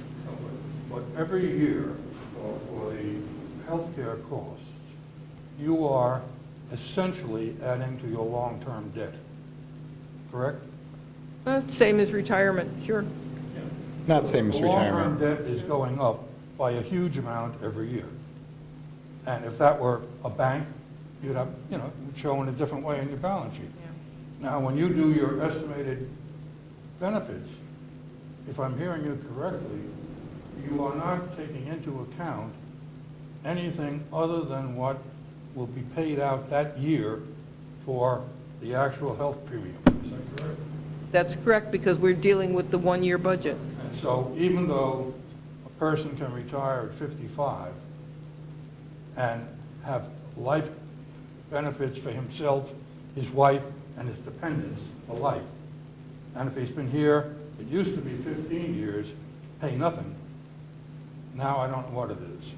And if it's an administrative, it used to be if you were here for 5 years, you paid nothing. I don't know what it is today, because that was the report from 1911, from 2011, sorry. So I don't really understand your numbers in terms of how they relate to the estimated benefit cost. Because I think, if I'm hearing correctly, these numbers are not presented in a way that can be squared away with the audit report at all. Sir, if I could suggest you take Mrs. Miller up on her offer, and I think that'll shed some more light on your question. But I would also think it's something that every member of the board should take a look at. Thank you. Yeah, I think we're aware. I mean, Yeah. it is, the fact is, this budget is just the arithmetic you need to do to get to the current year tax levy. Oh, sorry. This budget is just the arithmetic you need to do to get to the current year tax levy. You're absolutely correct that there is a substantial cost the district bears in terms of the accrual of future health costs, and that doesn't show up in that arithmetic at all. That's how Detroit got in trouble, too. That's correct. Yes, sir.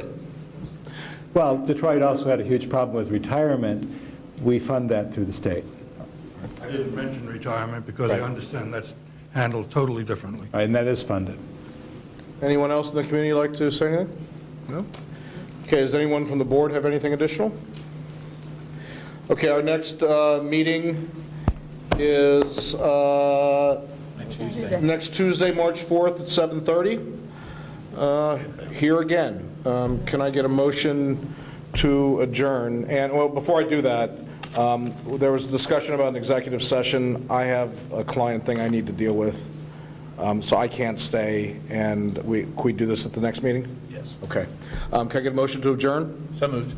Second. All those in favor? Aye. Aye, thank you.